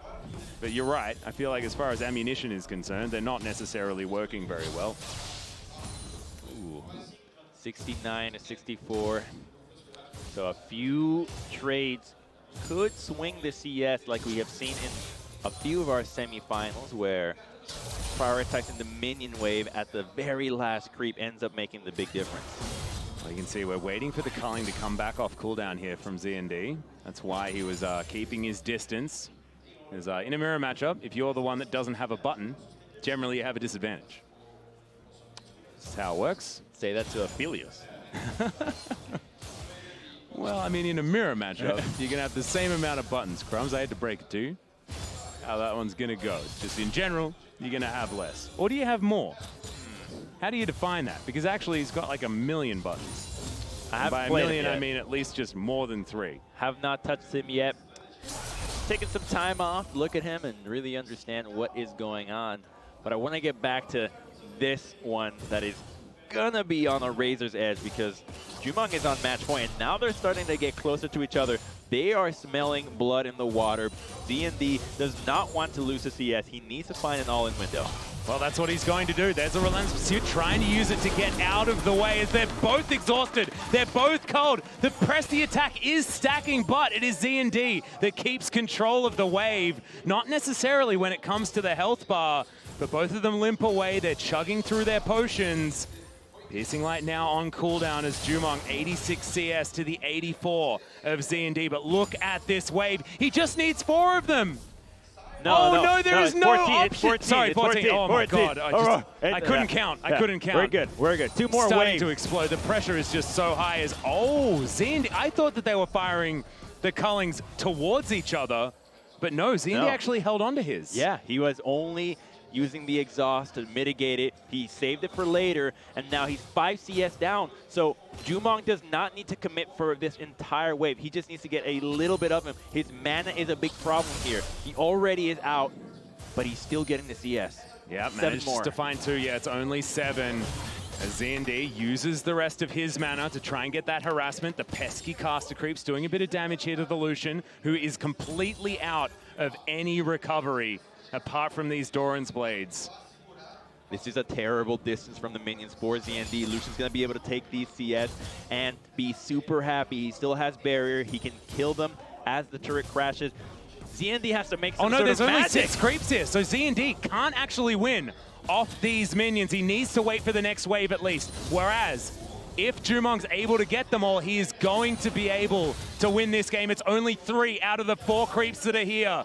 ZND has to gatekeep so effectively, but in comes the next minion wave. As ZND, he's now got the barrier down. Oh no, the minions are going to do it in the first blood win. He's going to come through. Congratulations to Jumong. Only suffers 1 map loss, and he is your Red Bull Player 1 World Champion. And what a stylish play to do it in. He has the CS win condition, but opts to go for the kill. Well deserved by him. The initial read on the meta was correct. Marksmen were the way to go, and the best way to play it and build it was piloted by Jumong. And he still looks just so cool, calm, and collected. Just another day in the office for our Canadian player. And just so you guys at home know, that's just his personality. Yeah. That's just how he is, and we love him for it. So we have a winner. So let's, we can go to the stage with the man from the house. Oh man, I'm just looking forward to hearing from him because I want to hear some emotion, man. Yeah. Every single time we hear from this guy, it's just so calm and so reserved. You know, I heard he played in the qualifiers just because their friends were there. His friends were like, hey, you want to go play in this? Yeah. Oh, yeah, I'll just show up and win a trip to All-Stars. No big deal. Well, that's exactly what he did. He's going to be going to Las Vegas. He has that super cool key trophy that we can see there as well, as we do have a winner. So let's go to the stage with the man from the house, Gustavo Malayo. He is there with the champion. Thank you, Atlas. I'm here with Jumong. Great finals. After ZND winning against Zivis, we thought he was the favorite. How did you prepare for this final? Yesterday, one of my friends helped me prepare for a draft. His name is Mash, so we planned the draft against like all the 3 players that were left. So I was pretty confident like going against like any of the 3 players. So, and I didn't really know much about Zivis, but I heard he was pretty good. So I would have loved to play him, but the guy from Portugal played really well, so that was cool. Did ZND surprise you in a way with like Rise or any other pick? Not really. It was pretty obvious that he was gonna go for like TP barrier mages and stuff. and I'm pretty confident against that. I kind of entered the 4th game, should have won that, but whatever. You gave a few interviews, like you were like really laid back, going with the flow. Do you think that this kind of attitude helped you in these finals? For the finals, I don't think it matters. It was mostly for BO1 because I feel like at the early stage of the tournament, like you could just drop a game and you would be out. So I think for like the early games, it's just to play safe and just chill pretty much. Do you think that your champion pool with way more ADCs than your opponent was something that helped you win this championship? Yeah, I think just having a lot of ADC that you can kind of blind pick. So I would ban often like Pantheon and Syndra because they would do really well against ADC, and then I would just be confident going Exhaust Barrier versus like pretty much anything as an ADC. So someone told me that you're really people know you from back in the day in solo queue. So do you want to give a shout out to everyone that followed you back then? I don't think there's many people that follow me, but I guess thanks if you follow me. I don't know. Okay, thank you very much. Congratulations, Atlas Crimps. Back to you guys. Thank you so much, and thank you to Cake there as well. I follow you. What the heck is this? We know him. we follow played with him. I mean, Alberto played against this dude in solo queue like 5 years ago. Sort of giving away our age just a little bit there. I want to give a shout out to Mash, who helped Jumong prep for the tournament. That's Don't Mash Me, right? I'm pretty sure the OG it is. Don't Mash Me. Also another bot lane extraordinaire from many moons ago.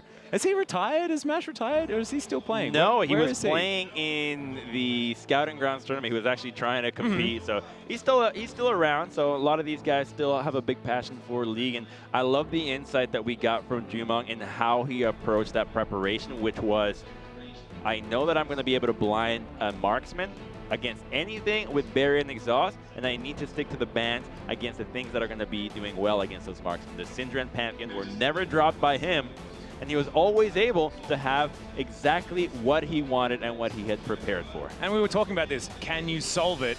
And I think he came closest. And speaking of which, we're going to have a look at all of Jumong's wins on his way towards the championship in this grand final. And so this is going to be the Rise victory that he had where he just booped him. Yeah, the Hex Drinker early was really good by him, seeing that Rise had step up. The Tristana was a really clutch one. This was a super close because it didn't come down to kills. It actually came down to CS, where he prioritized last hitting the minions and buster shotting the Cassiopeia away. Take a look. 95 CS says, you're not touching this minion wave nor me. I'm exploding six shotting the backline. And the thing that I absolutely love here is keep this in mind as we move forward throughout the replays, because here he identified that he could win on CS. We move further forward and you've got Jumong realizing here, I can just go for the kill. I have the Summoner Spell advantage. It's all calculations from this guy. It's not about, oh, I'm just going to I'm using my lizard brain, you know, I'm just going to murder this guy with my really fantastic mechanics. It's, I can outthink you and make the right decisions. And look at this right here. He had the opportunity. He's at 97, right? 98 on Portugal's side. And he recognizes in that moment, oh, the best way to win this game is to kill my opponent. Yeah. And he does it. Seeing that flexibility is something that we did not see in the first best of ones, but it was shown by Jumong consistently with the itemization, always thinking about what's going to be the best build here to spend my money. With the Doran Shield and the exhaust usage, he really was the whole complete package when it came down to looking at 1v1s in both preparation and in-game adaptation. Yep, and I love that he was the one that realized that we need to focus on getting towards the sorcery tree. The airy Caitlyn was a very interesting adaptation, despite the fact that it didn't necessarily win because of that. But ladies and gentlemen, we have a winner, and he has the key to it and a trip to Las Vegas, where he'll be able to see the All-Star Tournament. I hope you guys enjoyed the show as much as we did, and thanks once again to my mate Alberto Crumbs Rengifo, and have a great day. Goodbye.